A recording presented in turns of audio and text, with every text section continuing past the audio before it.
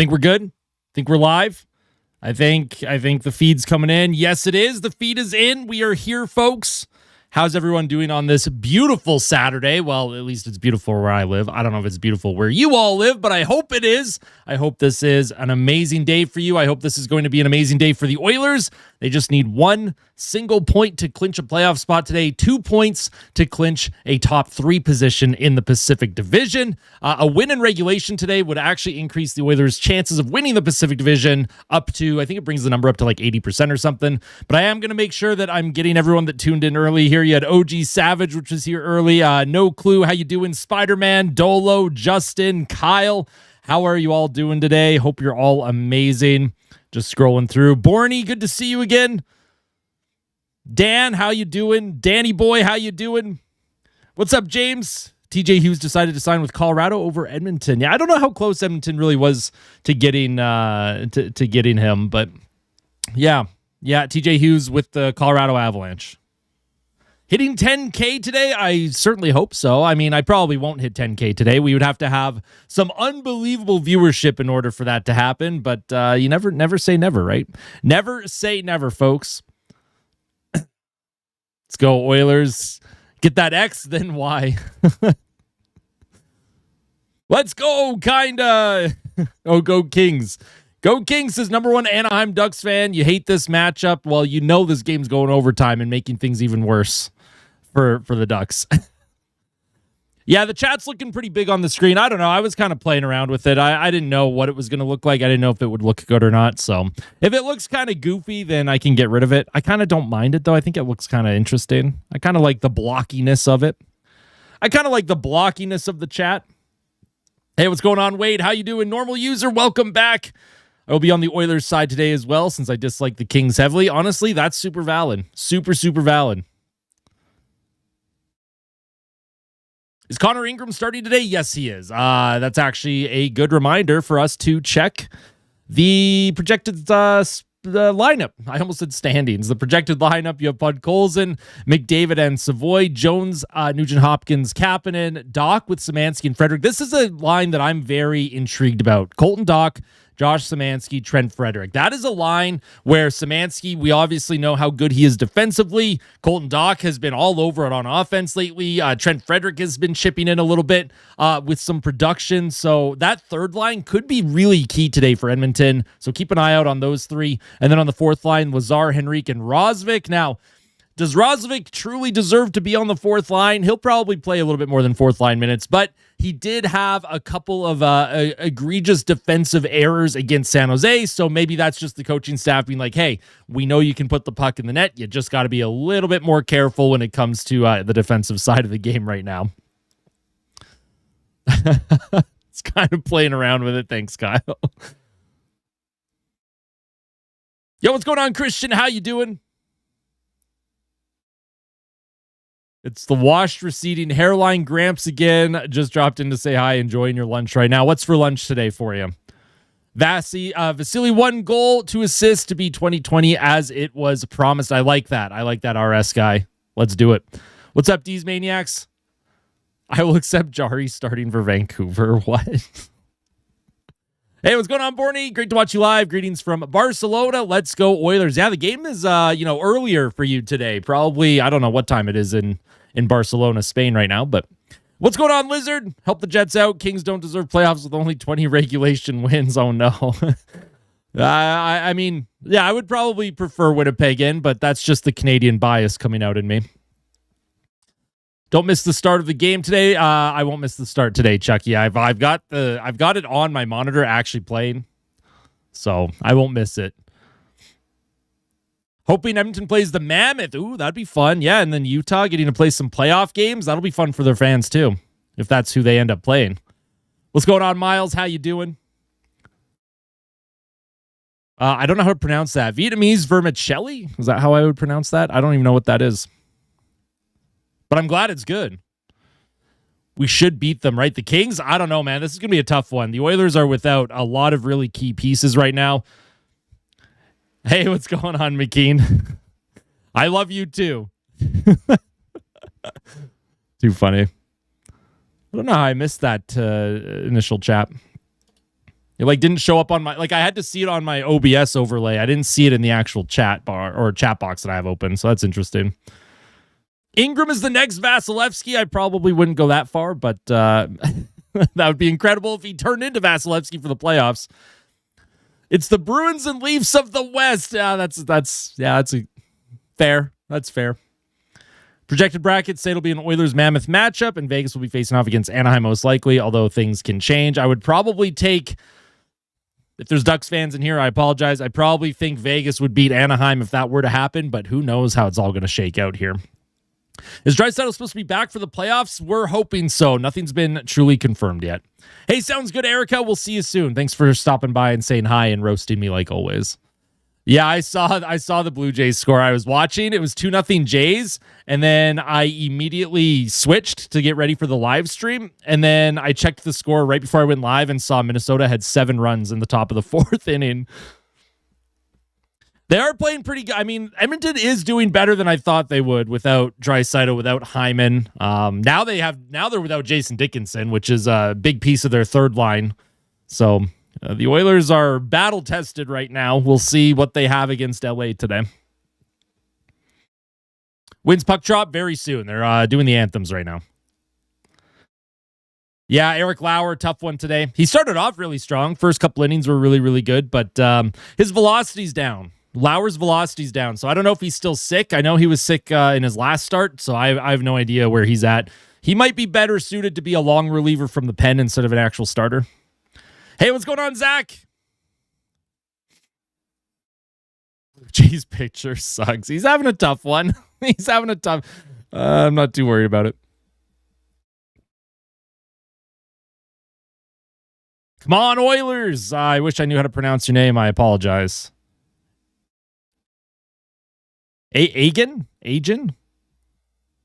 Any score predictions? What did I say in the pregame report? Did I say 4-3 Oilers in the... Hold on, let's see. 4-3 Oilers in overtime with a Kapanen goal. That was my prediction. Because LA, you know this game's going overtime.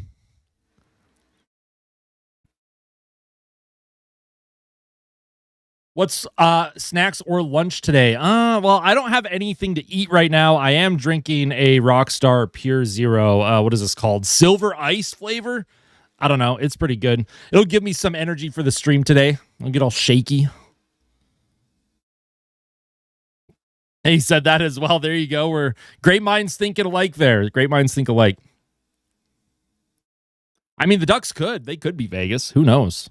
Who knows, man? You just need to get hot at the right time. Anyone can beat anyone in the playoffs. Hey, it's going good, Rowan. How you doing? Gordon says 3-2 Oilers and OT. Very nice.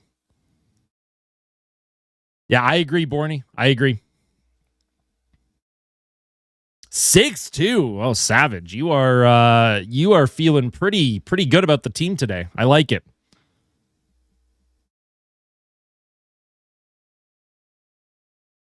Except Edmonton beating them. Well, I mean, they could have beaten the Panthers in 2024. Bobrovsky said no. And then last year, 2025, Florida was just the better team. Edmonton, the only game I think they actually outplayed Florida was game 1. And that was the only game that it felt like a comfortable win. But Florida's not in it this year. So this is our year. This is Edmonton's year. No more Panthers to... I mean, watch Edmonton play Tampa or something, and then Tampa end up beating them too. Hey, what's going on, Mr. Doom? Welcome back. Think we'll come alive in the third as usual. Well, the third period against Utah was not very good, but yeah, generally I think the third periods are pretty solid for Edmonton. Kucherov at 0 points today. Yeah, Kucherov and, Kucherov's kind of cooled off a little bit. Obviously, he had his really hot streak for a few weeks there. That was crazy, especially after the Olympic break. But off the opening faceoff, this game has started, and the Oilers getting in on the forecheck right away. Looks like Podkolzin, Savoy, and McDavid out there for Edmonton. Here's Bouchard. He'll give that puck to Ekholm, and Ekholm with a hard rim deep into the Kings zone. It'll go around all the way around the boards, back into the neutral zone. Evan Bouchard's going to get chased here. Bouchard's going to bring the puck into his own corner, and he'll get that outlet. Puck given away, shot towards the Oilers' goal off of the blocker. of Connor Ingram, and that goes out of play. Drew Doughty threw the shot. Easy save for Ingram. That allows the Kings to just get an offensive zone draw. What's the light goal today? Ooh, that's a good question. It's a Saturday matinee. Viewership isn't usually as high during matinees, so let's go 100 likes. 100 likes will be the goal here. All right, so Anze Kopitar out there to take the draw for the LA Kings. Puck one back to the blue line. Here's a shot towards the Oilers' goal. That goes wide of the net. Here's another shot towards the net, and it's deflected. Almost went in. It did stay out, and here's Darnell Nurse now with a high flip. He'll move the puck up the neutral zone, and that puck is played with a high stick, so they're going to have another face-off. 16 now. We're going to go 100 likes. I think 100 likes is a good goal. So make sure you smash that like button. We don't have the Perry curse. They do. Oh, yeah, that's right. The Corey Perry curse. I love how we call it the Perry curse, even though he's won a Stanley Cup. I think it'd be different if he had never won a Stanley Cup before, but he has one. So I think it was just bad luck more than anything. Also, we do have Franklin, by the way. Franklin's hanging out. He's sleeping on the cat tree behind me. Max Jones out there for Edmonton. The Kings send the puck down the ice, and that's going to be icing on LA with 19 minutes left in the first. 1 minute has gone in the first period. Edmonton weather's been good lately. It's been fantastic. At least where I live here in Alberta. It's been fantastic. Leave Perry alone. What? I don't think anyone was saying anything bad about Perry. I think we all like Corey Perry here in oil country. But now he's an enemy. So off the face-off, Kopitar moves the puck up to Panarin. Panarin with a dump into the Oilers zone. Ingram's going to leave that for Matthias Ekholm. Ekholm skates it in front of his net, surveys the ice. The Kings playing lots of bodies back for LA, so it's going to be hard to skate through that today for Edmonton. Here's a flip to the Oilers' blue line, sent down the ice, and that's going to be icing on the Kings again. So not much flow in the first minute and a half here. Not much flow to this one.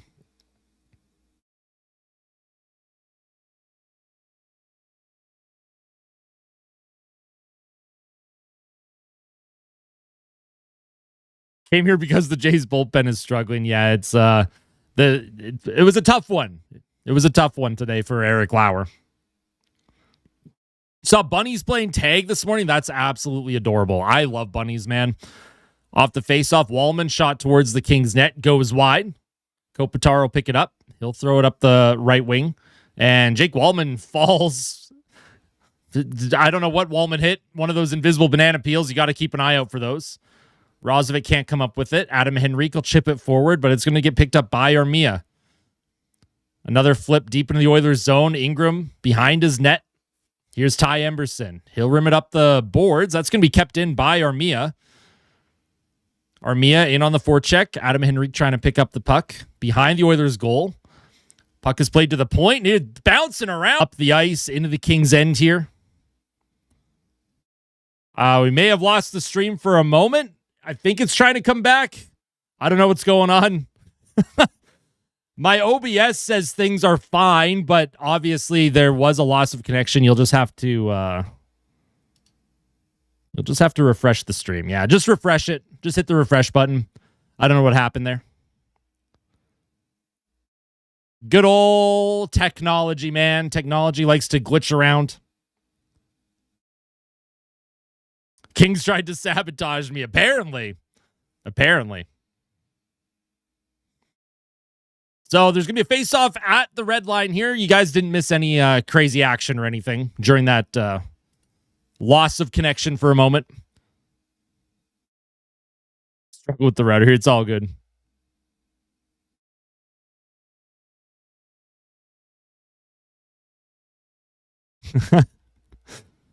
Yeah, I don't know why. I think that happened in one of my recent streams too, where the stream just kind of stopped for some reason. It just cut out. Not sure why. I blame YouTube because on my end, my connection is solid. There's no issues with my connection today. Although I have been known to have some connection issues when it comes to trying to get streams and content out there. Centering pass in front, picked off by Trent Frederick. Frederick will skate it up the ice. It's a 4-on-2 for Edmonton. Frederick looking for a lane across. In front, nice shot by Darnell Nurse and a good save by Anton Forsberg. Colton Dock in on the forecheck. Nice pass, though, by Frederick. Good shot by Nurse. That puck is going to get sent down the ice. And another icing on the LA Kings. So a good shot by Nurse. Good save by Forsberg. As the Oilers had a 4-on-2, Frederick stopped up, sent it all the way across to Nurse, and he chopped at it. Tried to go 5-hole. Queso.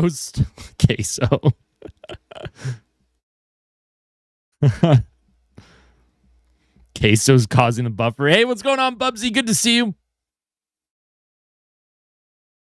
That's funny, Mr. Doom. That's funny. Yeah, I don't know what's going on. YouTube says the connection's excellent, and I don't know, man. I don't know. Yo, Foreman with a 279. Pet Franklin for me. Just love cats, man. Franklin. There you go. There. We get a pet for Franklin. Thank you so much for the 279. Sick again today, Liam. Sounds like you've been sick a bunch, man. Hopefully you're doing okay. Here's Ekholm to Bouchard. He'll send that puck down low. McDavid trying to cut out in front, and he's knocked off the puck by Dumoulin. The Oilers now, their top line, trying to keep this puck alive. Here's McDavid into the middle, spins from a check, has a lane, shoots it towards the goal. That deflects off a body and high over the net. Podkolzin now chases after the puck. Podkolzin and Savoy trying to come up with it. Ekholm steps up to apply pressure, and here's Joseph, who sends the puck deep into the Oilers zone. It's going to be picked up by Evan Bouchard. So a good shift for the Oilers top line. Had some zone time, a shot attempt by McDavid, and the Oilers going to make a change. Pet the cat. Yeah, poor Franklin. He's so funny. Here's Kapanen. He'll drop it back with a one-timer towards the net and a good save by Forsberg. Glove save there. The shots are 2-1 for Edmonton. We are about 4 minutes and 18 seconds into this game. Hey, what's going on, Andrew?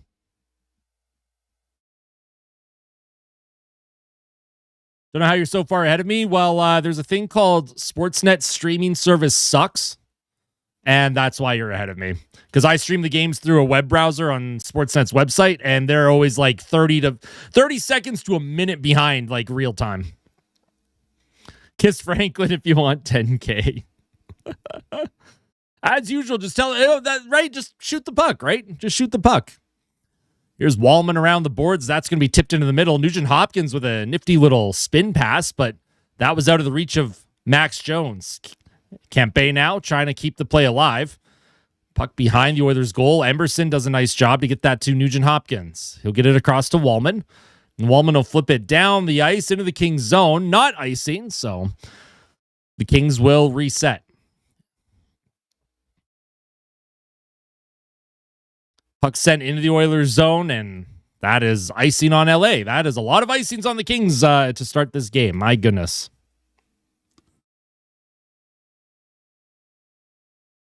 You'll be back healthy and stronger. I have no doubt, my friend. I have no doubt about that at all.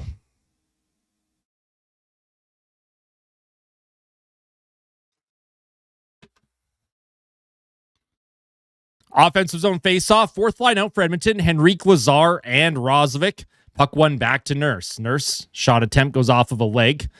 And here's Clark. Kept alive by Murphy, but it does actually come out of the zone. Darnell Nurse picks it up. He'll send it across to Rozovic. Back to Nurse as the Oilers reset in their own zone. Here's Adam Henrique. He'll send the puck in deep.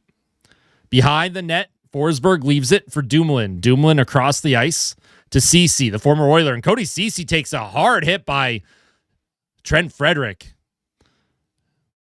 Curtis Lazar threw the hit on Ceci. Here's Lawton across the ice. Here's Ceci up in the play, deep in the Oilers zone. That's going to be chipped forward. Jack Rozovic trying to move it around the boards to Nurse. Nurse does a good job blocking the Kings from getting full possession, and there's a fight for it in the corner. Puck sent behind the Oilers' net. Here's Connor Murphy. Murphy reverses to Darnell Nurse, and the Kings are doing a good job applying some pressure here. Heavy forechecking teams do give the Oilers a lot of trouble. Hey, what's going on, Banana Guy? How you doing? Here's Darnell Nurse. Moves the puck up the left boards, tipped in by Frederick. Colton Dock in after it. Around the boards, the Kings skate it forward. Here's Byfield. He's checked off the puck. Puck is in the neutral zone. Ty Emberson moves it up to Dock. Here's Colton Dock now. He'll throw a hit on Anderson. And Colton Dock, man, that is a big body. And Trent Frederick takes a big hit by Frederick. Here's Frederick now. This line for Edmonton has been very effective. The third line, Doc, Szymanski, Frederick. Here's a shot towards the net. It's loose in front. The Oilers looking for it. And Forsberg, he kicks it out. The Kings will manage to escape some trouble here as the Oilers' third line causes a bit of chaos physically and on the forecheck.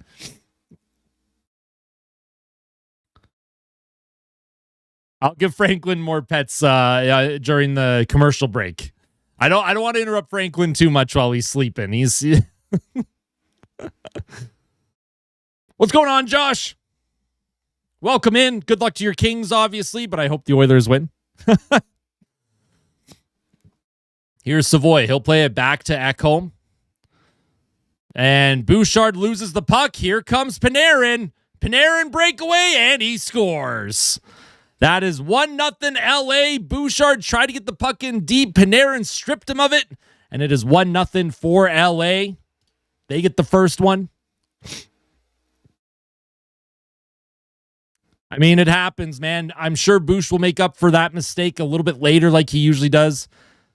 Yeah, Bouchard tried to stick handle, and I don't know, he just overskated, and yeah, Panarin, he had a clear-cut breakaway there. That's a tough one. That is a tough one.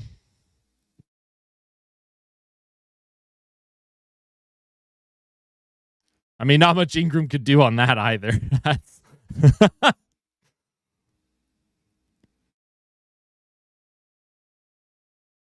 Off the face-off here. Nugent Hopkins. Let's see how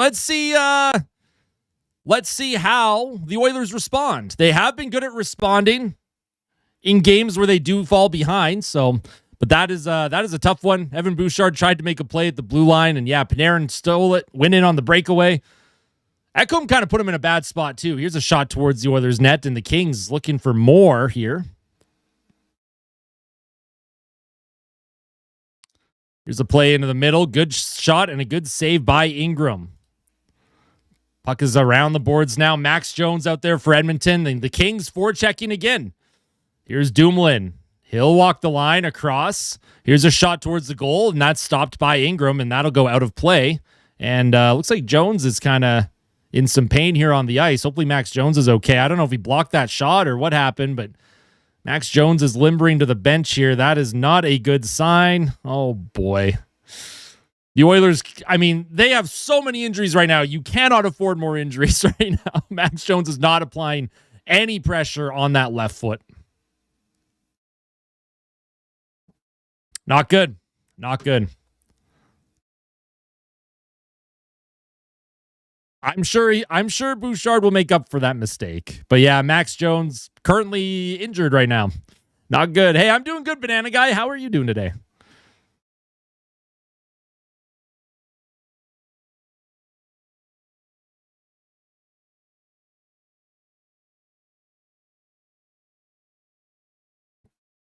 Yeah, I'm glad you're doing good. That's great.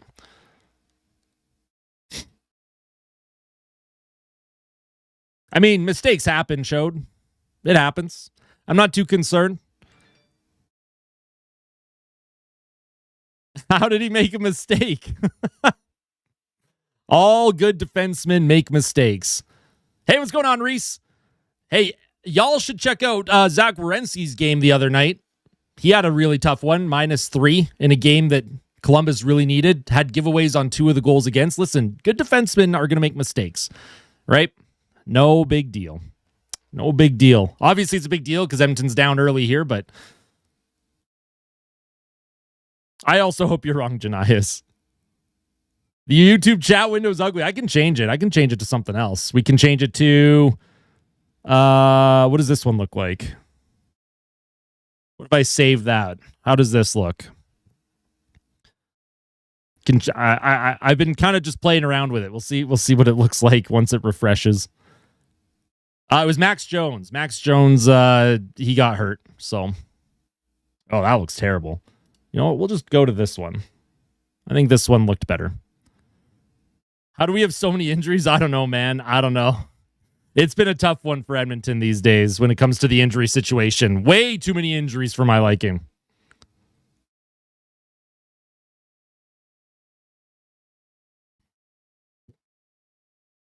All right, offensive zone face-off here for the LA Kings. Kopitar.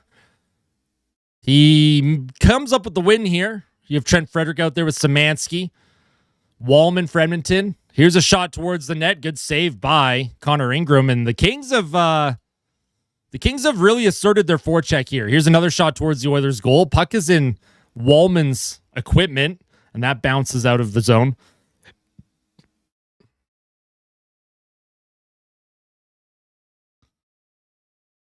Here's Kopitar in on the forecheck. Puck sent to the blue line. Here's Edmondson. Edmondson with a shot towards the Oilers' goal goes wide. Comes to Clark. Clark down low to Panarin. Kopitar trying to grab it. Nice job by Szymanski to support down low. He'll give it to Wallman, and Wallman with a high flip through the neutral zone. That's off of the arm of Edmondson. 10:50 to play here in the first period.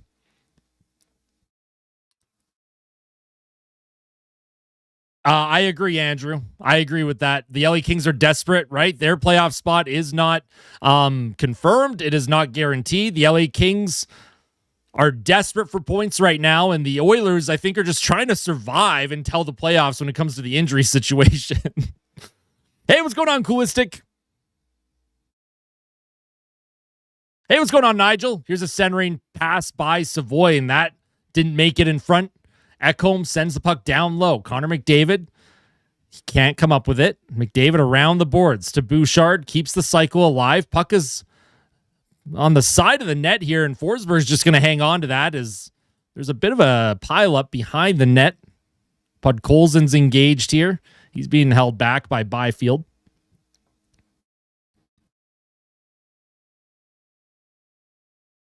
Hey, what's going on, Clayton? I do remember you, my friend. I do.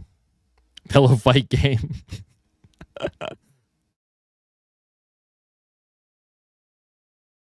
We haven't clinched yet. Edmonton just needs 1 point to clinch. 1 point to clinch.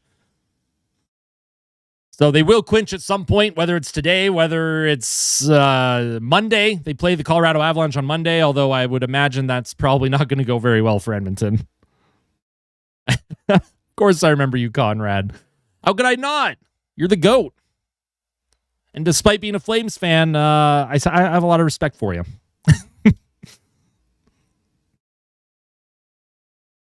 Austin Hockey House Tour win. There's really not much to show. I don't have a whole lot going on. There's a face-off win back to Murphy. Murphy looks for a lane. He shoots it off of a foot. Goes wide of the net. Puck kept alive by Nurse. Adam Henrique on the forecheck. Sends it in deep. Jack Roslovic chases after it. Behind the Kings net. Nice job by Curtis Lazar. He's fighting for the puck. And the Kings will get it out. Dumoulin's going to get checked by Roslovic. Roslovic across to Nurse. He'll play it up to Curtis Lazar. Here's Lazar. Walks in. Backhand to the net. And that's stopped by Forsberg. Here's another shot by Nurse. Puck is bouncing around. It's on the line. Where is it? How did that stay out? That puck went towards the Kings. It was along the goal line. I think Cody Ceci might have kept that puck out. I don't know how Edmonton didn't convert there. That puck looked like it was rolling in, and Cody Ceci, I think, just made a desperation dive and took that off of the goal line. That was a great chance for Edmonton. Here's Jake Wallman now. He'll skate it forward for the Oilers. Wallman shot towards the net, and that goes off of the blocker of Forsberg. LA trying to get rid of it. Nugent Hopkins' stick fell out of his hands. I'm not sure what happened there. Here's Evan Bouchard. Here's Kasperi Kapanen. He'll bring it in to Nugent Hopkins. Wallman with a shot and a good save by Anton Forsberg with 8:37 to go. So the Oilers, couple good shifts there. Couple good shifts. Yeah, that puck was loose, and Cody Ceci kept that thing out. That puck was going to roll. That was for sure rolling in, too. What a defensive play by Ceci, man.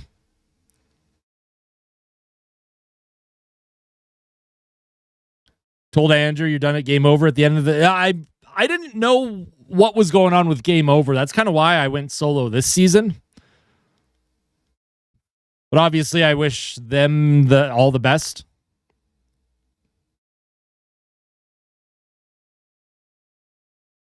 Weather's amazing. I know it's been really nice lately.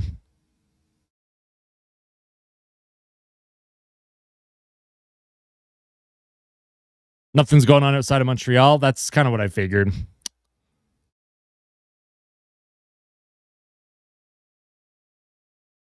Nuge has not been huge. Would like to see Nugent Hopkins produce a little bit more in the absence of Draisaitl, Hyman, and Dickinson now. Would definitely like to see Nugent Hopkins contribute a bit. Hey, yeah, sounds good. No worries, Conrad. No worries at all. You can DM me on Discord or Twitter or Instagram.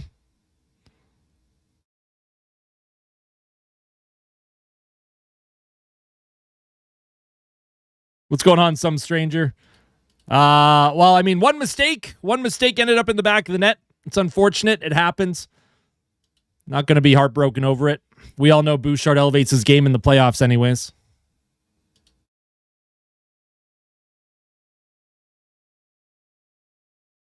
Going to a bowling tournament tomorrow. That's cool. That's fun. I haven't gone bowling in a long time.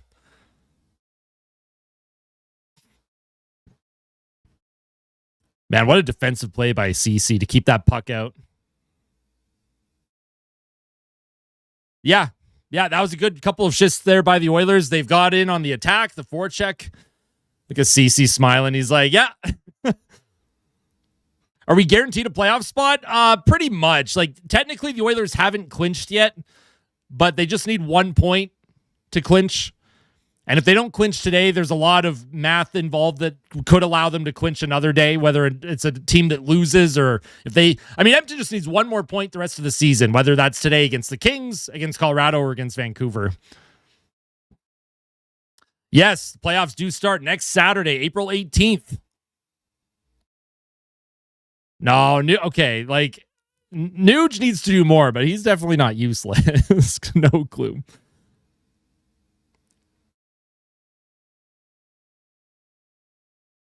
Yeah, I agree, Conrad. I think it's Colorado, Tampa, and Carolina are kind of like my top 3 teams. They just... Those teams are just on another level. I'm scared. Save us. Yeah, Montreal. I mean, if Montreal wins, there is a chance Montreal could play Boston in round 1, which would be wild. They might play Tampa. Could play Buffalo. I mean, who knows how that's going to play out? There's still a lot of standings, a lot of positioning to happen. Here's a play in front off of the leg of Forsberg. And here come the Kings now. Here's Kempe. He'll walk in, plays it back to Clark at the blue line, and they're going to have to reset the Kings, that is. Here's Edmondson. Dumps it in deep. Connor Ingram out of his crease. Bouchard up the boards. That goes off of Rozovic's skate down the ice, and that is not going to be icing. If the Jets lose, Edmonton is in. Okay, gotcha. Avs Oilers conference final. Well, as long as Edmonton wins at least 1 game this time. The last time they played in the conference final, Colorado swept the Oilers. So here's a shot towards the Oilers' goal, just tipped wide. Puck to the blue line now. Here's a one-timer towards the net. That bounces off of a leg and wide. Behind the Oilers' net. Here's Moore. Cycles it around the boards. Drew Doughty towards the Oilers' goal off the outside of the net. Here's Byfield to Doughty. Back to Byfield. Byfield stick handles by McDavid. And here comes McDavid with speed. He's got 1-on-2 here. McDavid, he's going to spin around from trouble in front to Bouchard off of his skates.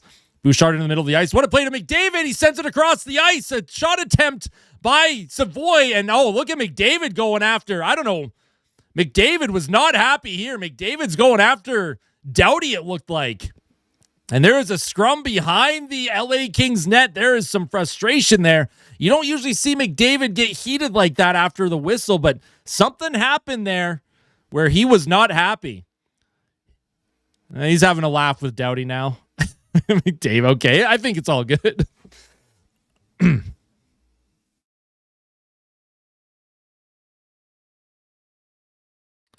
The Kings could technically still get third. Like, if the Oilers finish second in the Pacific, like, there's a chance where LA finishes third or second and the Oilers finish third or second, and that would allow them to play each other, which would be wild.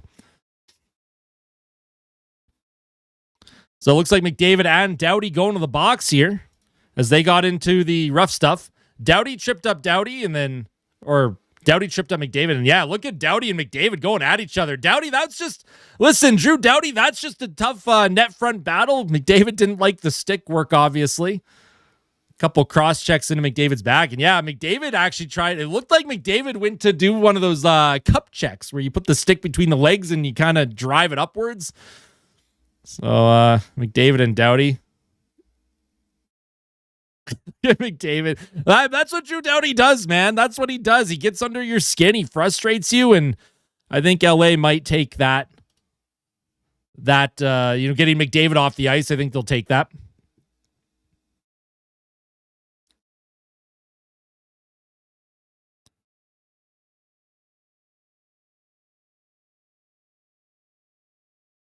I'm not even answering that question, normal user, because that's not happening. He'll be an Oiler for life.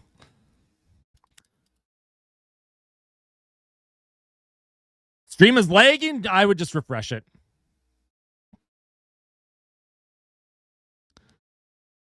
Off the face-off. It is 4-on-4, by the way. McDavid and Doughty both in the box for roughing, so it is a 4-on-4. A little bit of extra ice here. You have Nugent Hopkins out there with Roslovic.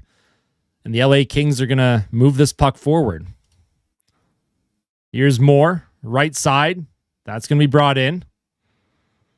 Edmonton with a shot towards the goal and a save by Connor Ingram. 6:21 to play.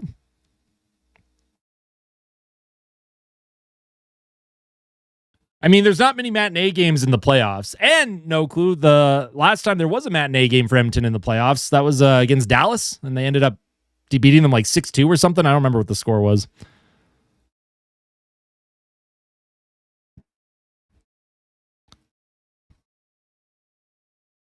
Shots are 7-6 for the Kings. 4-on-4 for another minute and 37 seconds.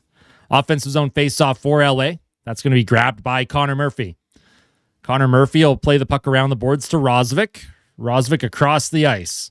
Here's Darnell Nurse. Waits for Nugent Hopkins to jump up. Darnell Nurse is checked by Clark. And that puck is sent across. Roslovic can't quite come up with it.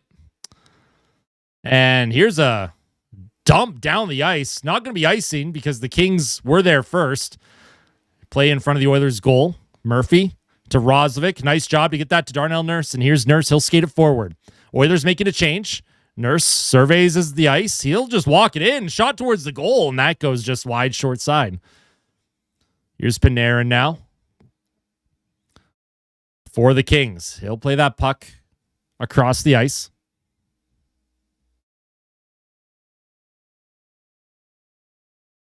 Puck behind the Oilers' net. Laferriere battles for it. Bouchard spins away from a check, and he'll survey the ice, look to make an outlet. Here's Bouchard up the right wing to Kasperi Kapanen. Kapanen brings it into the Kings' zone. Here's Matt Savoy to Bouchard. Into the middle, Bouchard walking in, and he's going to get checked off that puck. Bouchard maybe should have just shot that one. But, I like the dangles, but got to be a little bit careful there. Good job by Edmonton. They were back defensively this time. Here's Armia. He'll get checked off the puck. Oh, Armia actually still has it. Armia shot towards the Oilers' goal. That goes wide, and Doughty and McDavid are both out of the box. McDavid's going to stay out there for Edmonton. 4:37 to play here in the first period. Here's Doughty behind the net. Dumoulin up the left wing. Byfield deflects it in deep. Connor Ingram on his backhand. He'll reverse it to Trent Frederick. Here's Connor Murphy now. He'll play it up the left side. Nurse drops it for Frederick, who walks in. Across into the middle, trying to center it in front to Podkolzin, and McDavid overskates the puck. And here comes more to Byfield. Byfield chips that puck into the Oilers' zone, and there was a hit by Murphy against, might have been Byfield. Here comes McDavid with speed. McDavid, he's trying to get in with a backhand towards the net. Where is it? Chopped at it by Roslovic, was trying to put it in. Here's Matthias Ekholm on the backhand, up the middle of the ice, out of the reach of literally everyone. Nobody on Edmonton could pick it up. Here's Clark now. He'll play it across to Anderson. Anderson up the right wing. Szymanski swats at it. Off of his skate, he'll pick it up on his backhand. He protects now. He's being hounded. The pressure by LA is giving the Oilers a bit of fits. Here's Ekholm to Bouchard. Bouchard will skate it forward. He'll give that puck to Matthias Ekholm. Ekholm walks it into the King zone. Ekholm trying to center it out in front. Here's Doc with a chance and a good save by Forsberg. Wow. That was a good play by Ekholm, and Colton Doc almost put that one in. Yo, Banana, thank you so much for the follow on Twitch. Yes, I am multi-streaming, so if Twitch is a primary platform for you, you can find me on twitch.tv. But YouTube is where I actually upload all my content. Puck played up to Ty Emberson. He'll drop it for Adam Henrique. Henrique's shot attempt, his stick just exploded. He's going to have to go to the bench and get a new one. Nugent Hopkins for checking, can't pick it up. Nice job by McDavid. He keeps it alive in the offensive zone. Dumoulin across to Ceci. Ceci plays it up the right boards, down the ice, and that's going to be grabbed by Darnell Nurse. Nurse to Murphy. Murphy with a hard rim around the boards. Edmondson now loses it. Shot towards the Kings net. Almost deflected forward by Savoy. Here's a play by Savoy. Keeps that play alive at the blue line. Nice job by Savoy. Here's a shot by Nurse towards the net. That's blocked in front. Do I play Fortnite? I do not. I do not play Fortnite.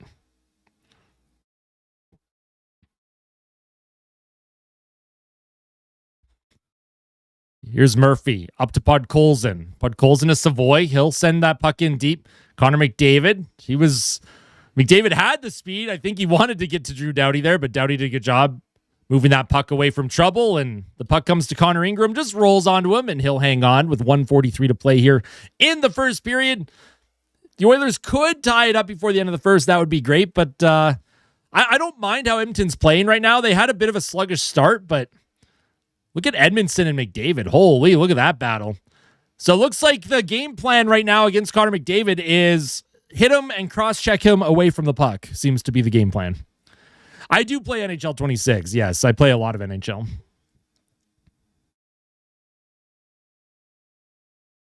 Hey, what's going on, Jackson?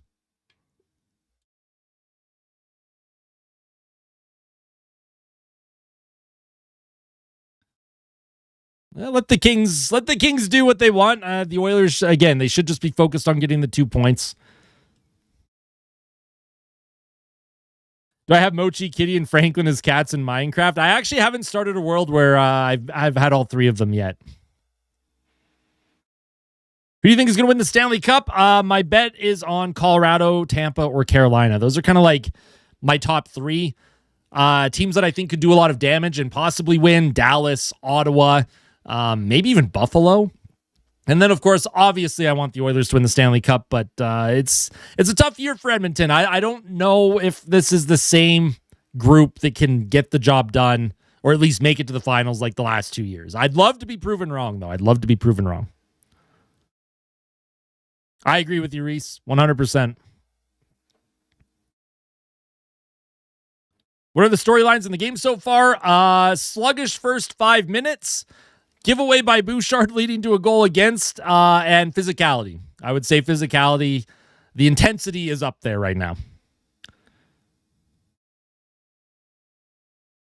Commission my own NHL 26 league. Well, I do play in a league. I could do play-by-play on nights that I'm not playing. That'd be kind of fun.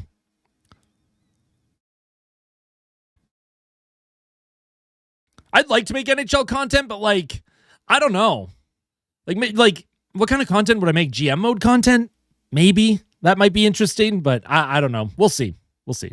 I am a big baseball fan, Falcon. I love the Toronto Blue Jays. I've been watching them since I was 8 years old.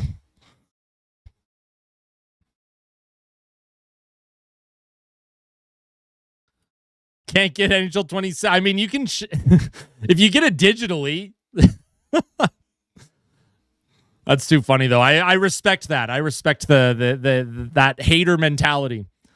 I watch a bit of CFL. I don't watch every single game, but I do cheer for the Saskatchewan Roughriders on days that I do tune in. I probably watch about half of the games, half of Seattle, half of Saskatchewan's games every year. Here's a play in front of Henrique and a good save by Forsberg. And look at that hit by Roslovic, and that puck is loose in front. Connor McDavid trying to come up with it. Roslovic threw a big hit there in front of the net, and a good save by Forsberg on Adam Henrique. Here's Nurse now. He throws the puck across the ice, and this game is getting really chippy right now. This is a very chippy game. Puck in the neutral zone. LA trying to skate it forward, and now they have a 2-on-1. Here's a shot on net and a good save by Connor Ingram. Puck comes to the blue line. Byfield sends it in hard around the boards, out of the reach of Podkolzin. Here's Bouchard now. He'll play it up to Connor McDavid. It's in the feet of Kapanen. McDavid walks it in the King zone. Here's McDavid. Gets by Doughty with a shot. Rebound in front, and Podkolzin can't quite come up with it. And a good job by the Kings to box out Podkolzin. But the Oilers have had some chances here. They've had some chances. Here's Anderson to the blue line. Doughty with a shot. That goes off of a leg, and Connor McDavid will skate it forward. Here comes McDavid to Kapanen. Kapanen looks for a lane.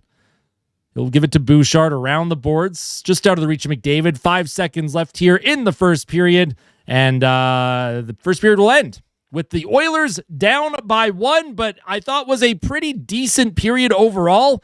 Did not mind how Edmonton played. I think there's obviously room for improvement. They didn't get a goal, but I think the Oilers had a pretty okay period. I'm not totally against that period at all for Edmonton. Not against that period at all. We'll take a look at the box stats, and then we'll take a look at the advanced stats, and then I'll take a 5-minute break. Let's go to, we'll do the advanced stats first, I guess. Normally I do the box stats, but we'll do the advanced stats first for everyone. So 1-0 LA. The deserved to win meter is in the Oilers' favor. They did have some of the better looks or more high danger chances. Now Panarin's goal, that's just a sniper's shot. That's a nice goal for him. But the Oilers, look how long it took to get into this game. 10 minutes in, they had 2 shot attempts on net. So it took them over 10 minutes before they started to drive play. The last half of that first period, Edmonton, I thought, controlled the play, and obviously the numbers agree with that. Not a bad period at all. Expected goals in all situations, 0.7 to 0.5 in favor of the Edmonton Oilers. Lazar, Henrique, and Roslovic led the way in the expected goals for department. Max Jones, before he got hurt, Max Jones did get hurt, by the way, so if you're just tuning in, Jones took a hit, and I don't know what happened, but he was laboring going off the bench. Time on ice in the game, Bouchard led the way for Edmonton with 8:25, McDavid 7:35, Nurse 7:34, Murphy, and Ekholm. Look at all the defense. They are leading heavily when it comes to the time on ice. Look at the Penguins. They have 3 goals on 7 shots against Washington. What am I looking at here? Jeez Louise. Anyways, we're not focusing on the Penguins right now. That's crazy. I do want to look at the forwards, though. McDavid led time on ice for Edmonton forwards. Roslovic was second. Podkolzin and Savoy, third and fourth. Now, Max Jones, like I said, he got hurt, so only 207. Played Szymanski 331, Frederick 409. I liked Frederick a lot. He threw a couple of hits. I liked Lazar's period. I liked Colton Dach's period as well. And Connor Ingram, he made 8 saves on 9 shots. Face-off percentage was in the Kings' favor. Hits 12 to 10, so a bit more physical than usual. They are on pace for about 30 hits each. Would be a pretty physical game in terms of Edmonton standards. They're not usually that physical. Block shots 6 to 6, giveaways 4 to 2, takeaways 3 to 1. I actually love it's funny, dude. Bouchard wasn't credited with a giveaway on the I mean, it was a giveaway, unless they credited Panarin with the takeaway. Did they credit him with the okay? So it counts as so the NHL. This is so weird the way the NHL tracks this stuff. They say it's a takeaway for Panarin, but not a giveaway on Bouchard. Not sure I totally understand that one, but all right. But I'm sure Bouchard will make up for it, right? There's a lot of hockey to be played. It was a tough start to the game. Not going to be too concerned. Not going to blast a guy who's been the best defenseman on the team this season. Give Clattenburg a shot at this point if we lose him. It's tough, right? It's a tough one. I personally would like us to win the division. I know fans want the Oilers to win the division. I'm not too concerned about the division. All I'm concerned about at this stage of the season is getting into the playoffs and then not having a million injuries.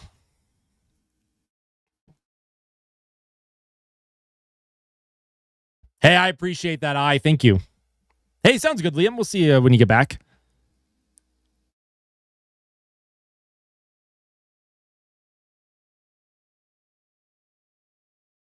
True, Dan. Yeah, because the back-to-back was against San Jose, so they did have a day off. It was like a short turnaround, though. They had the day off yesterday, and then today it's a matinee. But the Oilers, that first 10 minutes, they were a little sluggish, a little sloppy. But as that period went on, I thought Edmonton's game did improve. Draisaitl, Dickinson, Jones, Janmark. Yeah, there's a lot of injuries right now. And Hyman. Those are the injuries. Can't forget Zach Hyman. So Edmonton dealing with just a ridiculous amount of injuries to their forward group. But if you haven't hit the like button yet, the like goal was 100. I'm not sure what we're sitting at yet. I haven't checked. But if we hit the 100 like goal, then obviously we'll increase the goal to something else. And if you're not yet subscribed to the channel and you're tuning in and you like what you're seeing, you like what you hear, you like the vibes, well, stick around because there's a lot more coming, not only today, but also the rest of the weekend into next week. And of course, the Stanley Cup playoffs. Oh boy, Stanley Cup playoffs are going to be a fun time. First time I've been free to watch one of your streams. Forgot how chill they are. They're very chill. Very chill. We have fun here. Sometimes it gets intense. The playoffs, once I get that heart rate monitor back on, oh boy, you'll see the intensity coming out.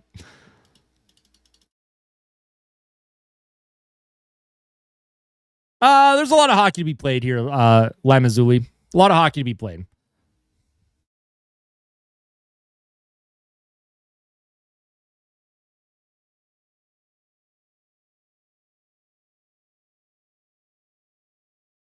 Poor. Hey, listen, Tristan Jarry was 100% save percentage against San Jose in the third period the other night. So we got to give Jarry credit where it's due, folks. Come on now. Hate losing to LA more than any other team. It doesn't happen often, at least not in recent years for Edmonton. They've kind of controlled this rivalry for a while, but you never know. You never know when that'll flip, right? You never know when the Kings are gonna when it's their time.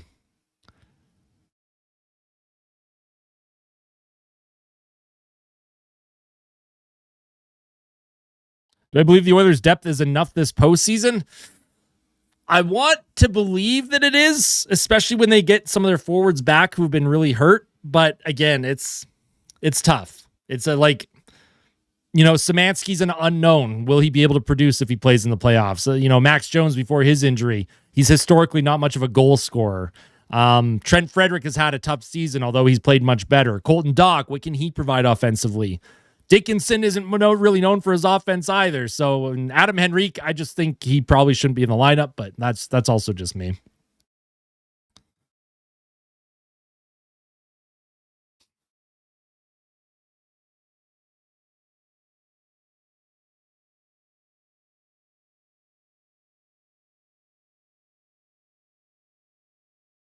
I actually don't have like a seething hatred of the Calgary Flames. I never have. Even when I was a kid, I loved Joe Iginla growing up. In 2004, I cheered very hard for Calgary to win the Stanley Cup over Tampa Bay. By the way, that puck was in. Y'all know what I'm talking about in Game 6 in 2004. Puck was in.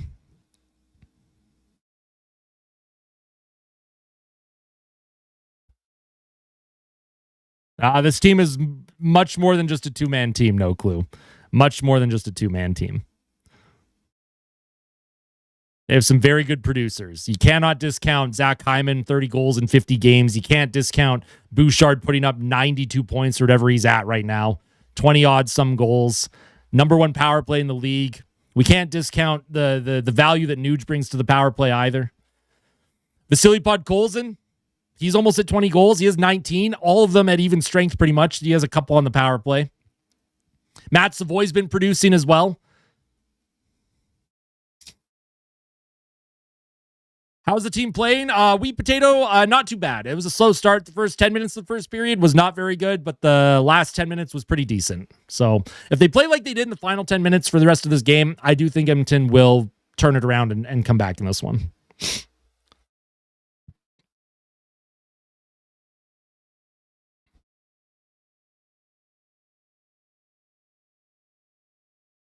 All right, folks, I'm going to take a 10-minute break here. I will be right back. I'll let all of you just hang out with the Be Right Back screen.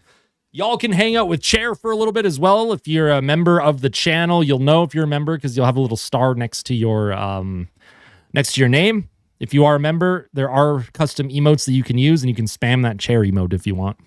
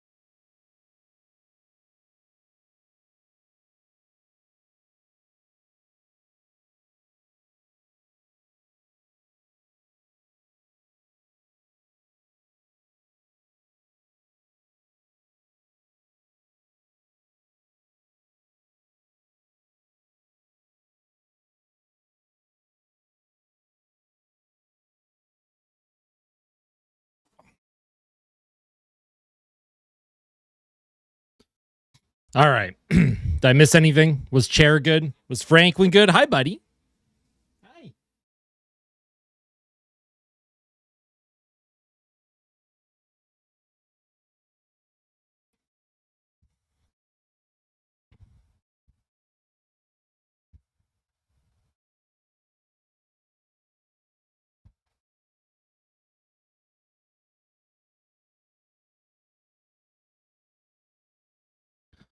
All righty. Let's get ready for the second period as the second intermission is almost over. So we'll just reset that timer. That's too funny, VS. That's funny.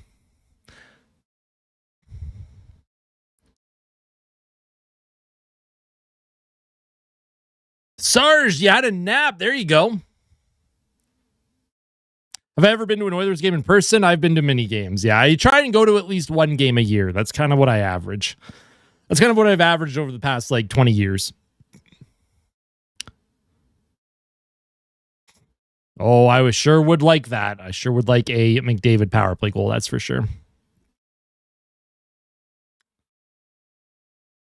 Why did I become an Oilers fan? One of my earliest memories watching hockey was Game 7 against Dallas in 1997. Todd Marchand's overtime winner. And I kind of just fell in love right from then. Played hockey as a kid. Ryan Smith was my favorite player. I emulated my game off of him. So, yeah. I went to one. I've only ever been to one playoff game in my entire life. It was Game 4 versus the Kings last year. Game 4 versus the Kings. You can kind of see the orange rally towel behind me from that game. You can kind of see it on the webcam. It's kind of tough. But yeah, I've only ever been to one playoff game, and it was incredible.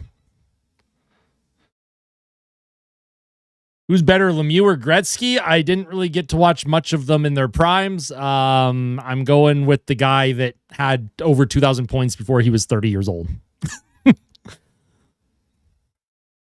Hey, that's good, Liam. I'm glad. I'm glad you're starting to feel a little bit better.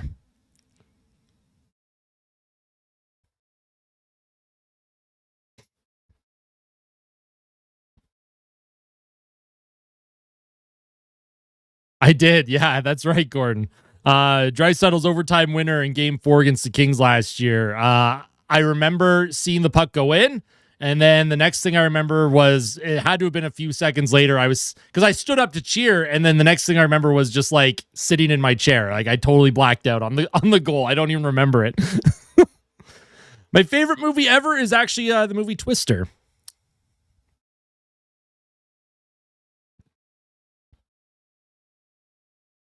You went to 6 in the late 80s. I bet that was incredible.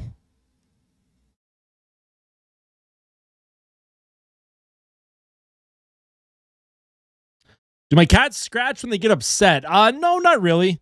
My cats are pretty chill. None of them ever really get upset. They don't bite or scratch or anything. They're pretty chill. Now, when one of my cats, Kitty, when he gets really hungry, he'll rub against my leg or my arm, and then he'll kind of nibble. He'll kind of nibble at my hand, but he doesn't bite down. You have a signed Ryan Smith jersey. Look at that. Never watched him play, but was a good example for the team. Man, I loved Ryan Smith. What about the day after tomorrow? I remember watching the day after tomorrow, but never really left a lasting impression on me. All right, we are back for the second period off the face-off. Not sure if there's been an update on Max Jones yet. I didn't catch any of the intermission on Sportsnet, so... But knowing Sportsnet, they probably just advertised 50-50 stuff. That seems to be what they do instead of having an actual intermission panel. Here's a puck sent up the left wing, just out of the reach of Henrique.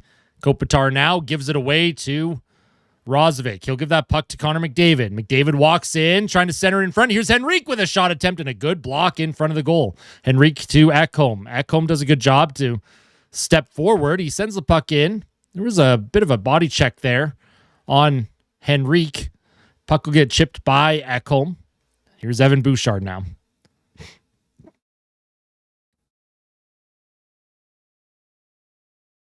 Puck into the neutral zone. Nice job by the Kings. They'll intercept that. Ingram leaves it for Bouchard.